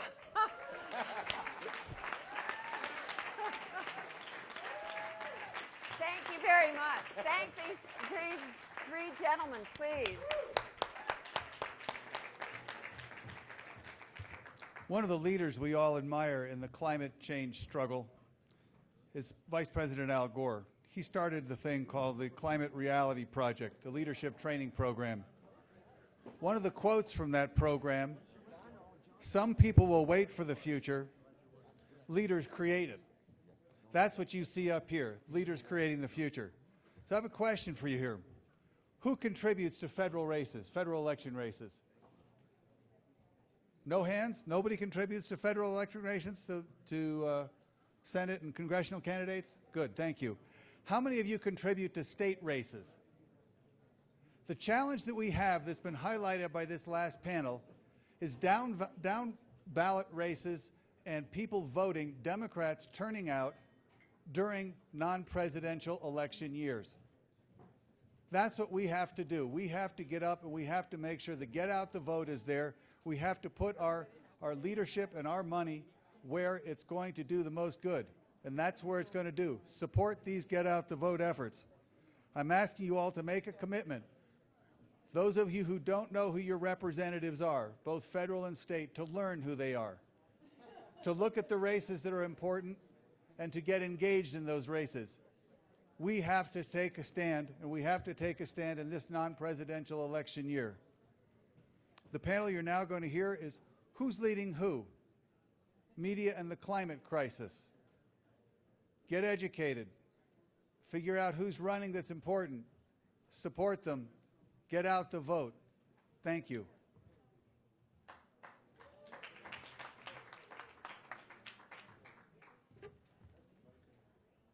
Okay, are we ready to activate? Are we ready? Come on, let's hear it. We're talking media here. We're going to change the world.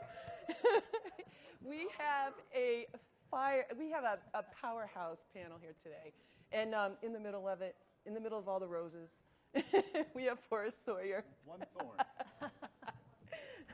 Forrest Sawyer. I want to start by saying I'm Diana Dean with Sustainability News and Entertainment. It's a radio show that was started 5 years ago, and it was focused on, as my dad would say, we need to really step up and support the planet. He said that years ago, and it's our civic duty. So about 5 years ago, I mentioned I started this show, and it was all about we invite you to the table to tell your story. Who are you, and what's your sustainable solution for the planet? So we've got a room full. We've heard over many, many, many different solutions that are out there. So how do we connect the dots on that? And how does media play this amazing role in getting that information out there, especially in the midst of many of these media operations are funded by the left and the right. So today you're going to hear all about how we're going to bust through this and really make a change.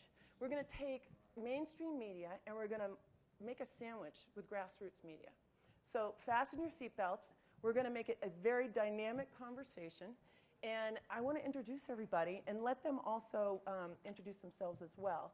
And then start this dialogue around what we can do with regard to getting the message out, okay? So collectively. So start thinking about questions. We're gonna have 5 minutes each, and then we're going to have a little bit of a round table, and then we're going to open up to the floor, okay? So here we go. First off, I want to introduce to my right, we've got this wonderful powerhouse, Miranda Pleasant. She's with Origin Magazine. We also have Forrest Sawyer. You guys must all recognize him. He's a former ABC Nightline anchor. And then we also have the Weather Channel with us. So that's Jennifer Rigby. And last but not least, we have our wonderful Natalie. She's Natalie Allen from CNN International. So what I thought we'd do is first start with taking a moment and really using social media. All right, we've got TV, we've got the energy of TV, we've got the energy of radio, we've also got the energy of magazines and film. We also have the power of this. So I think it would be really important right now to pick up your phones. It's selfie time. We're pulling an Ellen, okay? And we're going to do a hashtag Our Day, and we're going to talk to the world right now through social media about what we feel about how we can push forward on climate. Now, if you don't know how to do this, okay, ask a kid, all right? Every kid in this room knows how to do this. So ready? 1, 2, 3, you guys. We're doing it. Hashtag Our Day 2014. All right? Ready for a selfie? Yes. Let's do it. Come on, you guys. The audience has to do it, too. What do you have to say to the public with regard to renewable energy, climate, and how are you going to stand up for it? We're doing an Ellen selfie. We're doing it? We're doing an Ellen.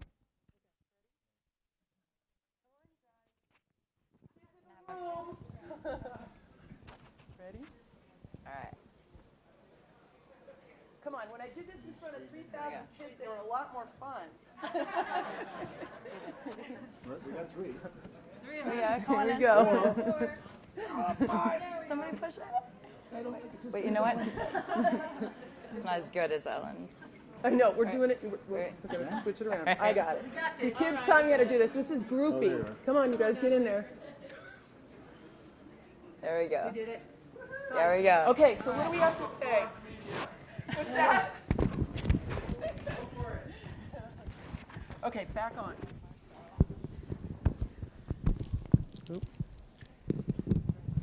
Okay, seriously, you guys are not as much fun as the kids.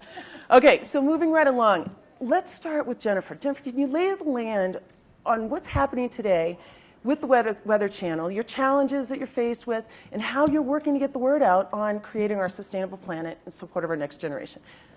Well, the Weather Channel is committed to climate coverage. In fact, we have a position, we have a statement that we will continue to cover climate change, especially at the intersection with extreme weather. And that is something our CEO is committed to, that is something we're committed to, and I think we're uniquely positioned. I mean, that's what makes it exciting. We can do it, we should do it, we're expected to do it, we have a responsibility to do it. So for us, it's a great, it's just a great opportunity. We're here covering the event. Julie Martin, who is our leading correspondent on climate change, and she's also a meteorologist, is covering the event. When I say that for us, but for most media, I also spend many, many, many years in local news. Certainly Natalie and Forrest can talk about the news networks.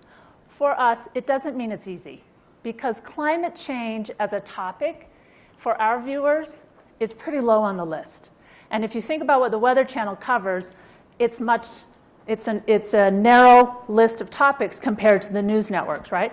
I don't have to cover crime and politics and war and health and consumer.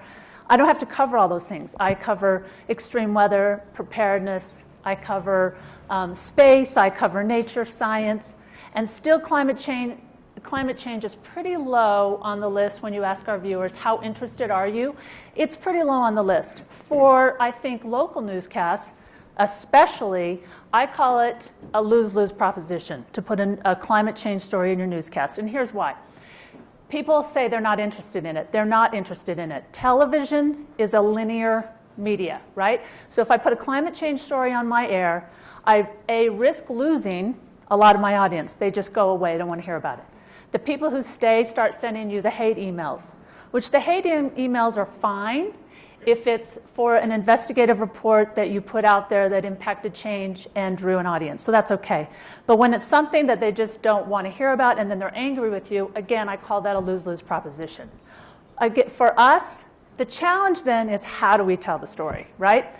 We are committed to the science of climate change, not the politics. Having said that, we did cover pretty extensively President Obama's announcement of his climate policy. But we stay away from the politics, we stick to the science.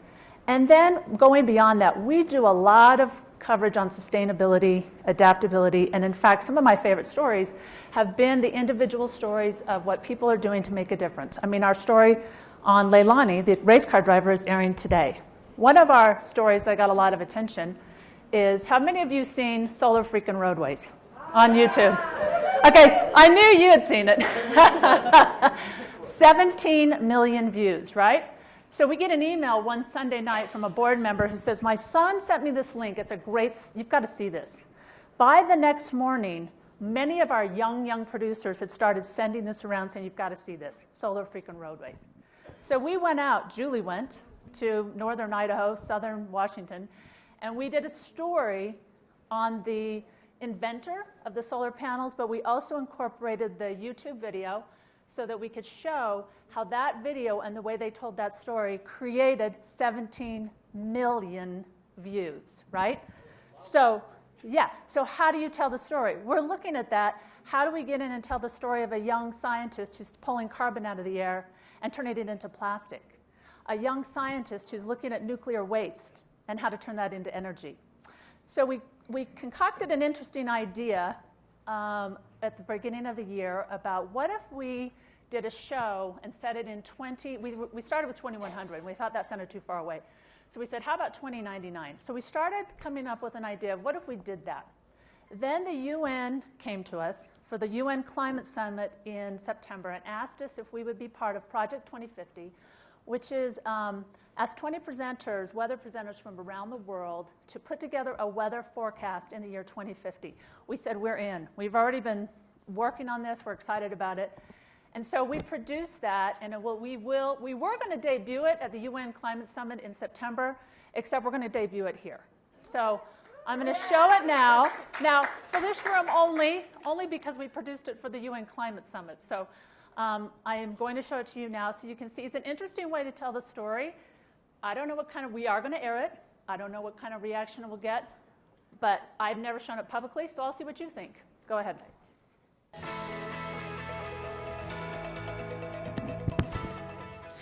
Good morning, and thanks for joining us. I'm Sam Champion, and welcome to the Weather Channel. It's Friday, September 23rd, 2050.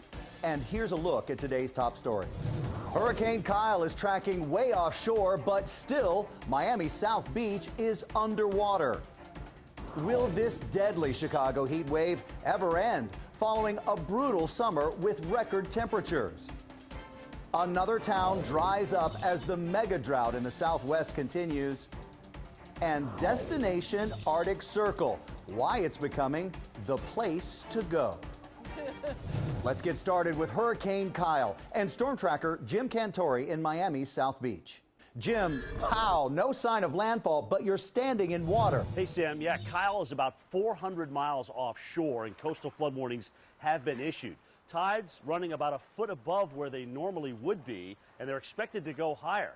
I mean, a storm that's over 400 miles offshore would never be a problem many decades ago. But now that we have sea level rise, even a storm as far as 400 miles offshore can still cause big problems like you see here. I'm standing in 18 inches of water. The tide is going to come up to about here at its worst point, and then the storm is going to begin to move away, and obviously the tides are going to retreat. Let's take a look at the latest statistics that we have on Kyle for you right now. Winds are at 110 miles an hour. It's currently 400 miles east of downtown Miami. It is moving north at 5 miles per hour. Now, it's these northeast winds that are wrapping around the center that are actually pushing the water back into the Florida coastline. That is our problem. The storm will move out to sea, as you can see here from the track, between the Carolinas and Bermuda. So Kyle's expected to remain offshore and not landfall in the United States. That's the good news, but impacts will remain through the weekend. Sam, back to you. Thanks, Jim Cantore. Now, as Miami deals with flooding, Chicago is feeling the heat. Ironically, this is the first full day of fall, and this is day 5 of triple-digit temperatures. This late-season heat wave puts us on pace for the hottest September on record. If it verifies, it will be the 3rd warmest September in the past 12 years. So let's take a look at the forecast temperatures for today. At Navy Pier, 96 degrees, just a short walk to Michigan Avenue, and the temperature jumps to 99. Willis Tower will top out at 101, and Wrigley Field, 99 degrees. The heat is a huge factor in tonight's Cubs game against Canada's Alberta Clippers. Edmonton, like many northern cities, is one of the fastest growing right now, due in part to the pleasantly mild fall temperatures in the upper 60s. The Cubbies are playing at night to avoid the hottest part of the day, but even so, temperatures at game time will be in the 90s. The mega drought in Arizona has claimed another casualty. Meteorologist Stephanie Abrams joins us with more. That's right, Sam. The Southwest has become a tough place to live thanks to a drought that's plagued it for much of the last 50 years. Densaw, Arizona is the 4th and largest town to go dry in the last 5 years, and it's only going to get worse. This mega drought is about to claim more cities. Redwall, New Mexico, Rayview, New Mexico, and Cramacos, Texas are now on the list. They're all dangerously close to running out of groundwater, Sam. Thanks, Stephanie. But if there is a plus, some of those dry lake beds are now being used as solar farms. When we come back, a nearly ice-free Arctic this time of year means a whole lot of new industry for cruising and crude oil. And the winner is Anchorage, Alaska. The 2060 Summer Games are set. More on why it's now the perfect host city.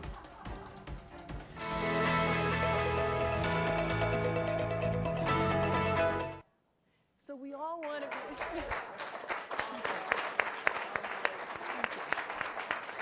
Thank you. Hats off to the Weather Channel. I'm not right? sure I'll get quite that reaction from our viewers, but thank you. You might be surprised. Okay, this is the power of the media that we can send forward and work together and collectively support. You know, the only other question for you right now, Jennifer, is why is your management on board to do this? We are, because I think, I will say it does come from our CEO. I really have to give David Kenny a huge amount of credit. He is out there, he's talking to scientists, he believes in the science, he believes in our science, and he sees the future, and it's a very important issue to him. And he's heard all of the people who work at the Weather Channel, and he's certainly talked to many of you in the room. I think many of you know David Kenny. He hosted a Weather Channel day at New York Climate Week last year, and this is an issue he sees as a #1 global issue, and he has given us the freedom, I think, and the support to cover it both on air and online. Our weather.com is fully committed.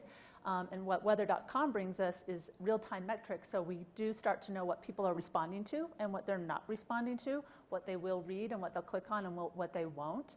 And a lot of what they won't click on are things like, methane gas is increasing because the permafrost is melting. We have to be really thoughtful about how we tell these stories because it's very tough to just go out with just the pure science.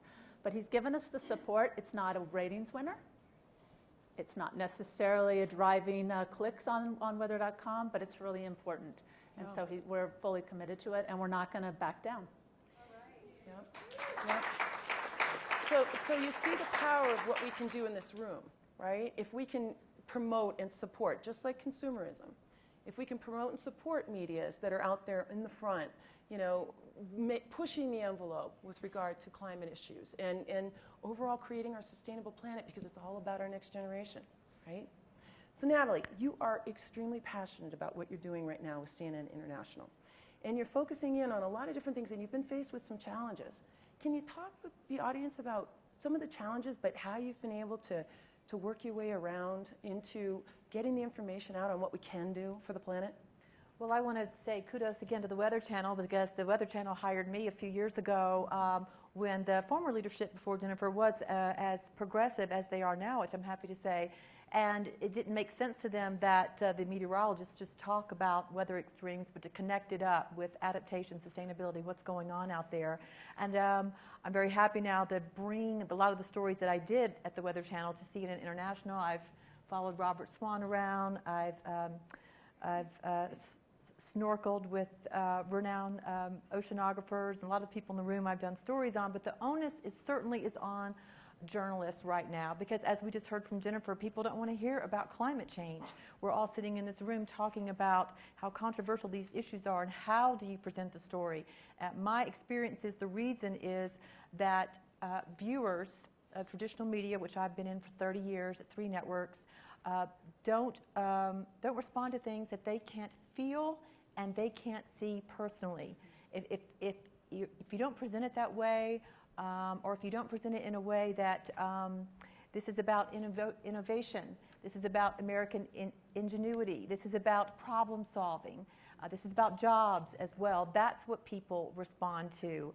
And it certainly can be challenging. I was shooting a story for the Weather Channel around petrochemical plants in Louisiana in an unmarked car. You can't do that. We got pulled over by a lot of cops, and we had to go, "We're the Weather Channel," although so they wouldn't arrest us and swear we knew Jim Cantore. But yeah, it is challenging no matter what, no matter when I had to blog for them and the stories we do now, you always have dissenting voices, but it's very important as journalists that we listen to both these voices and figure out how do we do a better job of presenting this very important news, because in all the years I've been in journalism, I feel like none of the stories all piled together, which are all the stories we know that we have all covered in the historic moments we've seen, add up to this story. It's the most important of our lifetime, because even if you read Tom Friedman, the Syrian war is about water. Future wars are going to be about water. The human condition that Jimmy Carter talks about in his book is related to the condition that people are associated with in their lives. And I'm glad that at CNN International, it's very interesting. On my side of the building, which is international, we present stories involving climate change differently than on the other side of the building, which is CNN US, because of the political climate in the US. The reporters in the field in Indonesia and Asia and Africa, and the people they interview and their leaders say climate change without blinking. It's a very different climate, and CNN International does more stories involving this. We're mainly involved with the stories that Jimmy Carter talks about, which are human trafficking situations and the plight of women. But this is a story that it's not going to go away. There are ways to present it, and the onus is on journalists of all stripes and new media. Our media certainly changes every day. The onus is on us to figure out how to present important stories that people will respond to, and we can't just scare people. That hasn't worked.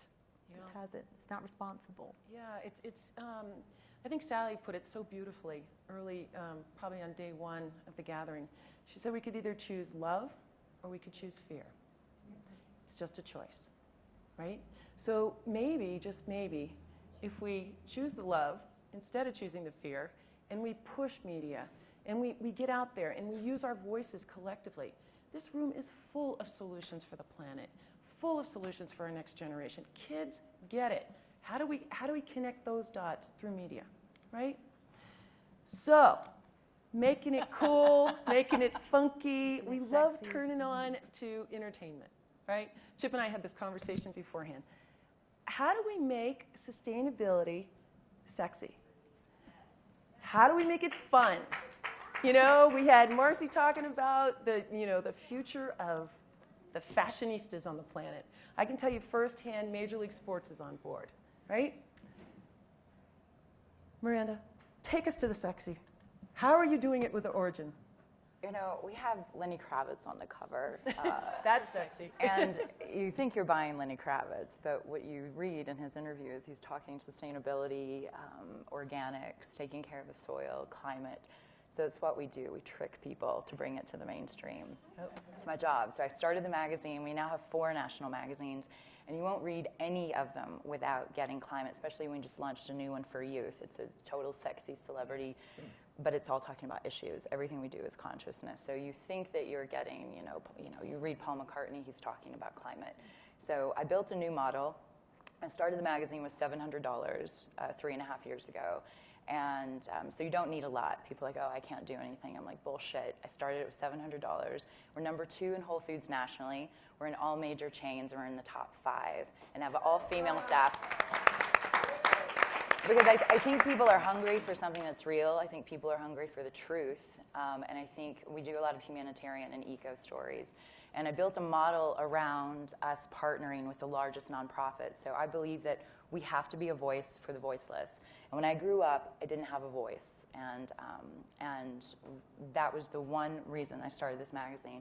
I'm like, I want women and children on this planet to have a voice. I want endangered species to have a planet, elephants and animals that we're going to lose in the next 15, 20 years. And I want the planet to have a voice. This is like the ultimate feminine that we're wounding, and not to get new agey, but it's just not okay what we're doing, and we're going to kill ourselves in the process. So So I don't have a lot of regard for the old ways. I don't think they've gotten us very far, and I don't think they work. And so people say print is dying, and I don't think print is dying. I think the old ways of print, I think old models are dying.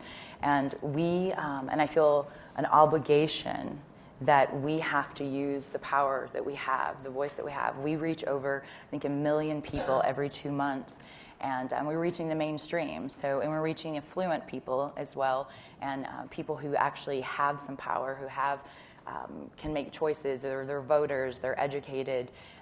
And so that's one of the main things that we do. And we always feature eco rock stars every single, and let me show you this. We partner with leading nonprofits, and we partnered this year with United Nations Energy Program, and we put Giselle on our cover. We had Ian Somerhalder. We had some huge people talking about climate, Don Cheadle, I mean, you name it. And so we're the partner that when the United Nations or Climate Reality, we put Al Gore on, this is our United Nations issue. So every September we partner with them. We spend the month in New York. And so we interviewed Al, and we have leading people changing the planet. But I think it can be totally sexy, and I think it's my job to reframe it, and it's my job to talk about what nobody else is talking about. And if you want to, everything from divorce to miscarriage to human trafficking to fracking, you're going to find it in here. And we have to be brave, because we don't have time anymore. It's not a luxury, and we have to go big. You know, like, F it. It's game over if we keep, well, in 20 years from now, and 30 years from now, I'm thinking like what we're going to do in the next 12 months. And I think that time is running out for the planet, and I think it's definitely running out for women and girls. And I feel like we need to act like shit's on fire, because it's on fire. And when you're a girl, and when you're in brothels, and I'm about to do a film series, when you're pulling them out, and these 7-year-olds, and there's condoms laying around the floor, and then you're seeing what's happening with people losing their land and what the oil and gas industry is doing, I think it's on fire. And if it were your daughter and your granddaughter and your land, we would care. And I want people to care. And one story we did with elephants, with WWF, National Geographic also partnered with us, but we print stuff that they probably can't print. So we were one of the first magazines. We had like 15 pages of elephants that were totally with their faces cut off. And then we do the beauty. So it's like the devastation versus the inspiration.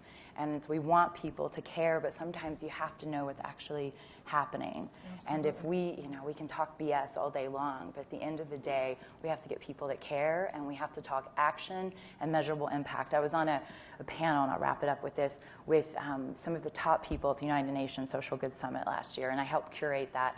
And they get $3 billion. And I'm like, these people are getting billions of dollars, millions of dollars, and we're all patting each other on the back. And I'm like, next year, I want you to come back here, and I want you to do a bullet point of exactly what you spent that money on, right, and where is your action? And I just, I'm like, we do so much. I started this magazine with $700. What we could do with just, I think we need to focus, talk a little bit less. I like conferences, but it's a lot of this freaking talk. But I want to, if it stays in this room and we don't take what we're talking about in this room and do something the second we step out the door, it's for nothing. So I think we need to talk action and measurable impact, and we need to say, what did I do? What difference did my company? What did I do in this last year? Yeah. And I think we need to evaluate that. So. Amanda, thank you. That just really laid the groundwork for how do we leverage something that's out there happening, that's sexy, that is telling the story. We've got 2 grassroots girls here, and then we've got Forrest, who I want to ask, and mainstream. So there's a real dichotomy here and a real opportunity to disrupt and create this innovation around media and get the word out so that we can all make our own decisions, right? So Forrest, we talk about mainstream media. You've been in this business for a very long time. We're honored to have you here with us. We have this mainstream media, and then we've got this grassroots thing going on. And it's this big sandwich, and it's not really come together yet. What are your recommendations for making that happen in such a challenging space? Well, first of all, I admire and applaud all 4 of you here for the work that you do and the people that you represent. And not only the work that you do, but the countless others who are laboring not in the large corporate news organizations, but are building a kind of system. More than that, there are great journalists who are still working in the old system. There's Dana Priest at the Washington Post who broke the national security state story. There's James Risen who worked on it too and who was being chased by the Obama administration to give up his sources, and he won't do it. There's Frontline at PBS, which for years have been doing magnificent documentaries. But they're getting smaller and fewer.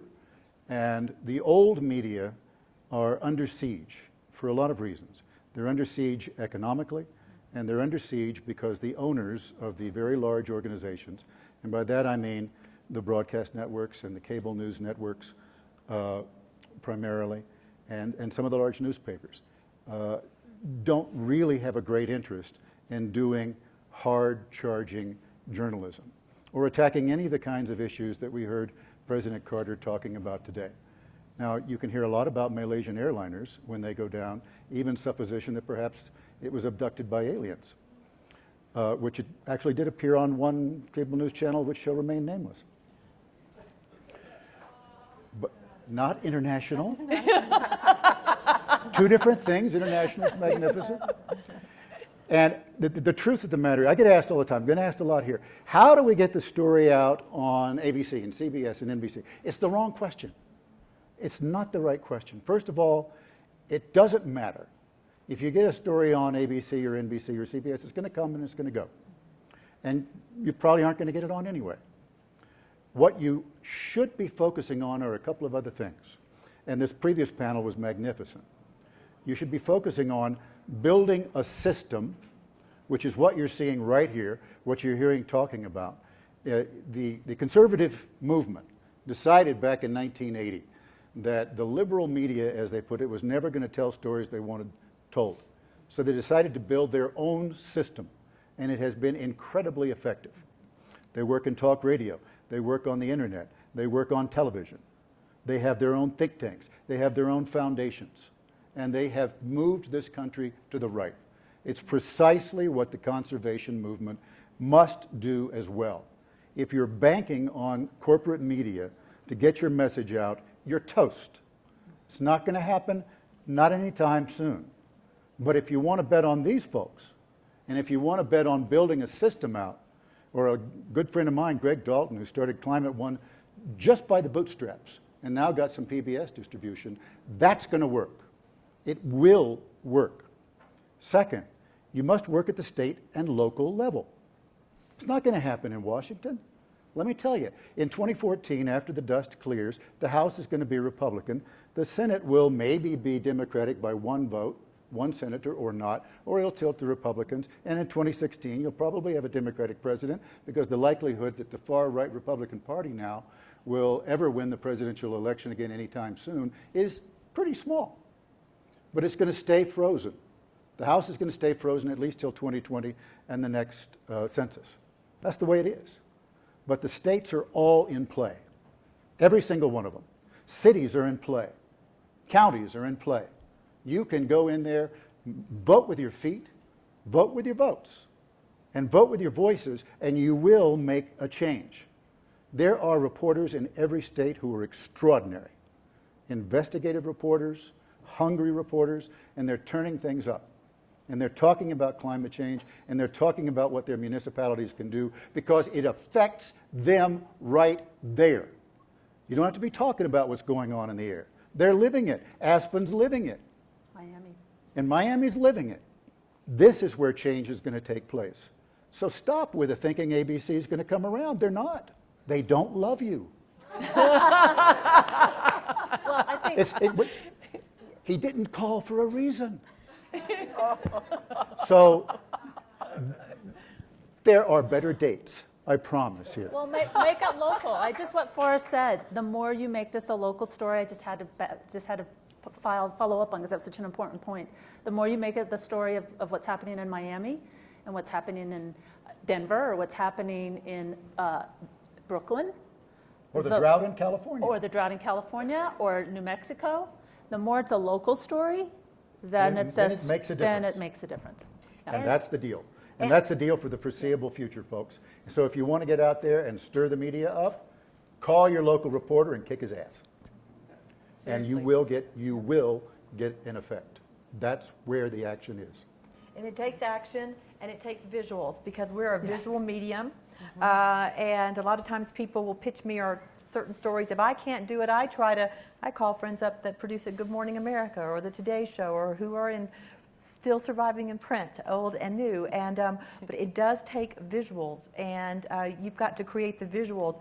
Many of you here have produced visuals, and we've all become glued when you have a video. And I will tell you, even the old traditional media, now we don't have the budgets to go out and cover things, that you can shoot things yourself or have a visual event, and the media, traditional media, will be interested if you do it in a compelling way. We've seen some people stick their neck out in investigative journalism on very controversial topics that people don't want to talk about. And if you present things that you produce to the media, they will listen. And there is a very good chance that this could be presented on the national network stage. But Forrest does have a point. How important is that today, especially with the power of social media? I can tell you over and over again, covering all the events in the Middle East, we constantly say, oh, we can't authenticate this video because we're picking it up from YouTube. Yeah, the other thing I would say is, change doesn't come from the top.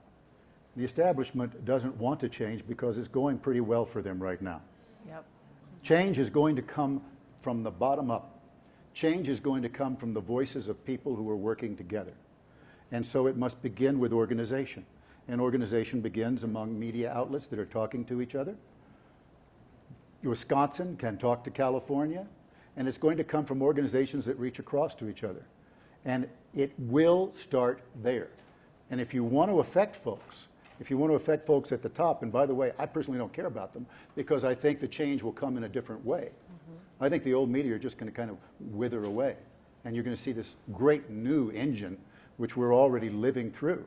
If you're a millennial or a Gen Xer, the chances of you watching the evening news are pretty much zero. Jon Stewart, yes. Yep.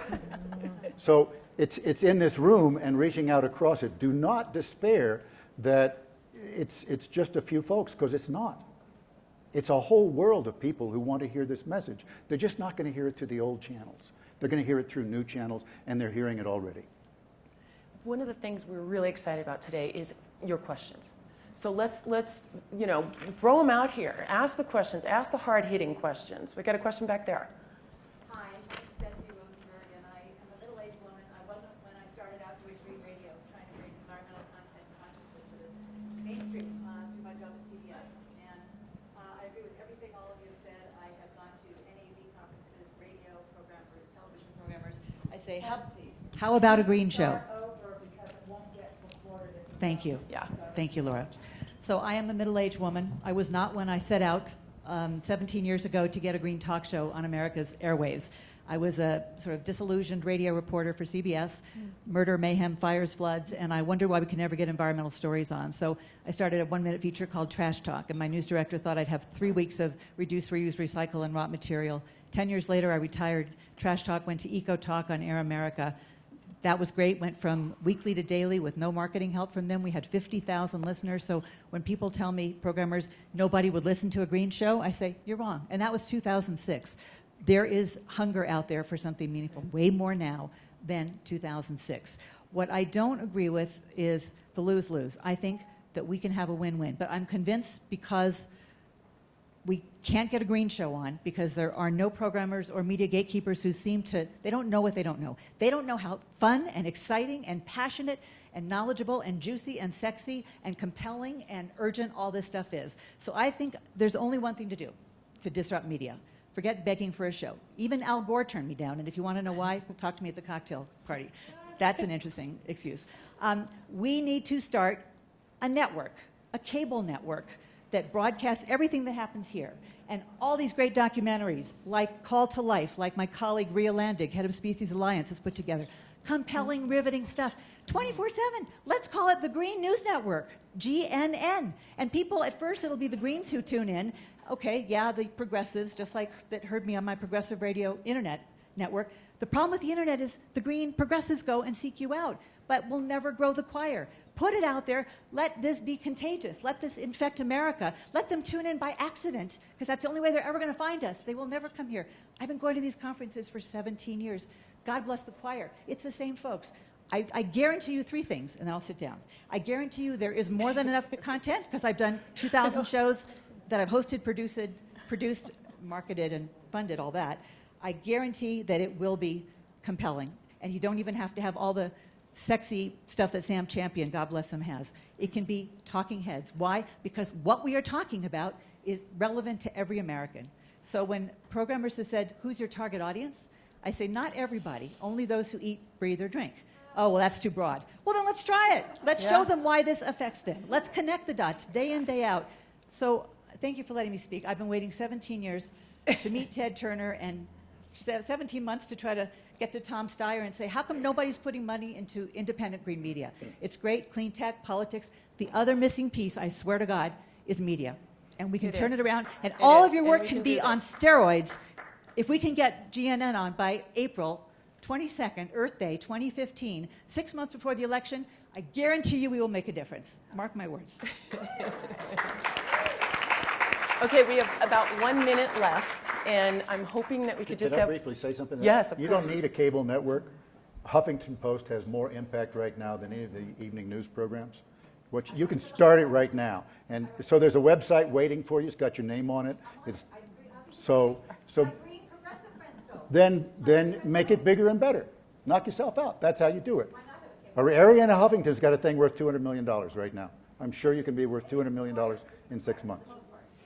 Okay. Yeah. Yeah, let's do this. Let's just finally, I mean, this is a heated subject, and we got to eat this up because we can move this forward. I'm getting the please end sign, but I feel would. so sorry for you. I do. I feel so. We were watching you put this sign. Such a tough job. But what I would like to do is just have a 1 minute closing comment from each of you, if possible. Sure. A couple things I can probably do it in 30 seconds. Change comes when we challenge. And I do believe you have to crack at the top, though. Like, I see people working their ass off at Grassroots. I was told no men on my covers, no black people on my covers, and tone down the environmental because it won't sell. So what I did is I put Erykah Badu, I put Lenny Kravitz, I put Michael Franti, and I told them what was said, and I'm like, I'm going to need you to pull out every stop. So the New York Post got behind us, all of these people got behind us, sold out. We are at a 96% sellout rate. If you sell 50%, you're doing well. Retail, we were sold it out. So I really wanted them to see. I wanted the old white guys at the top to see, oh my gosh, my bottom line actually increased, and she's putting black people, she's putting men on the cover. And the other thing is one thing I'm so proud that we're doing, and I think it would be so great, we don't just run stories on nonprofits, we actually do a call to action. So we did an ocean issue featuring 75 of the top nonprofits affecting the oceans, and we do nonprofits every single issue. We've raised over $4 million. Bob Barker donated $500,000 after he read the American Bird Conservancy's plea for conservation. So it's one thing that we're doing. We're not just wanting to have awareness, but we're saying this is the problem and this is what we need, and we need you to get involved. So most of the nonprofits actually receive donations and support, and I think that that's something actionable. It's not, awareness is shit if you don't have any action. I know I cuss a lot, but but without action. So that's one thing that we're pretty doing. That call to action is everything in this room. When we leave here, tomorrow, we've got to get out there and really push this forward. Forrest? I think I said more than enough, and I just want to respect you. I know. So I pass it over to my colleagues. Yeah, I mean, for us, again, I think that how we tell the story is really important. And the more that we can be compelling and get the stories out there that touch your heart. Television is about touching your heart. Natalie said it. And the science alone is just not going to do it. We have to start telling the stories that touch people's heart about the drought, about the people in Wichita Falls. Health. So true. Absolutely true. That's right. Health of our children. Thank you. More of those stories that come forward and we can tell them, and they're not climate change stories, but they're just stories about what's going on in our life today, because it's happening today. It's not the future, it's today. And we tell those stories and they're incorporated. I don't agree with a green network. They should be incorporated into all media. They are the stories of our lives today. Then they'll start to have an impact. We need both. We do. We do. We need both. It is mainstream, and I agree with new media. I agree with Forrest on old media is decaying. It's got to figure it out. CNN Domestic is starting to do documentaries as a way to try to get a different picture, and some of you are shooting documentaries, so just call CNN. And I appreciate what the Weather Channel's doing. I am one person still somehow at Ted Turner's network, CNN International, pushing environmental journalism every chance I get. I was the last person to get Ray Anderson on the air. His last interview was CNN International. When I went to Vietnam on an eco-adventure trip 3 years ago, I was like, I'm going to Vietnam. I work at CNN International. I took my own camera, ended up with 13 minutes of content on CNN International on human trafficking as related to environmental issues. So take your own cameras, do your own things.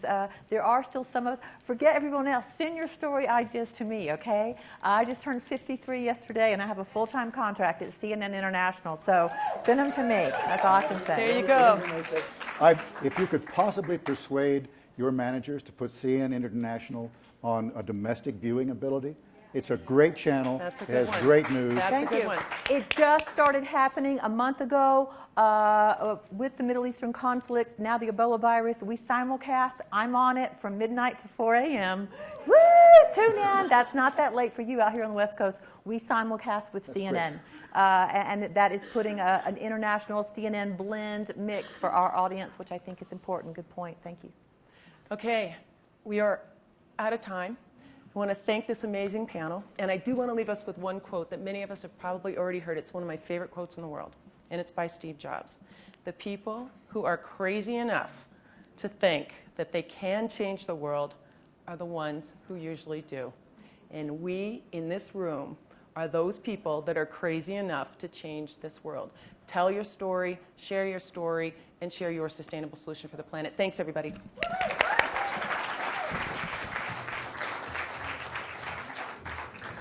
And it's not over. We have 2 treats left, yes, before the end of this program today.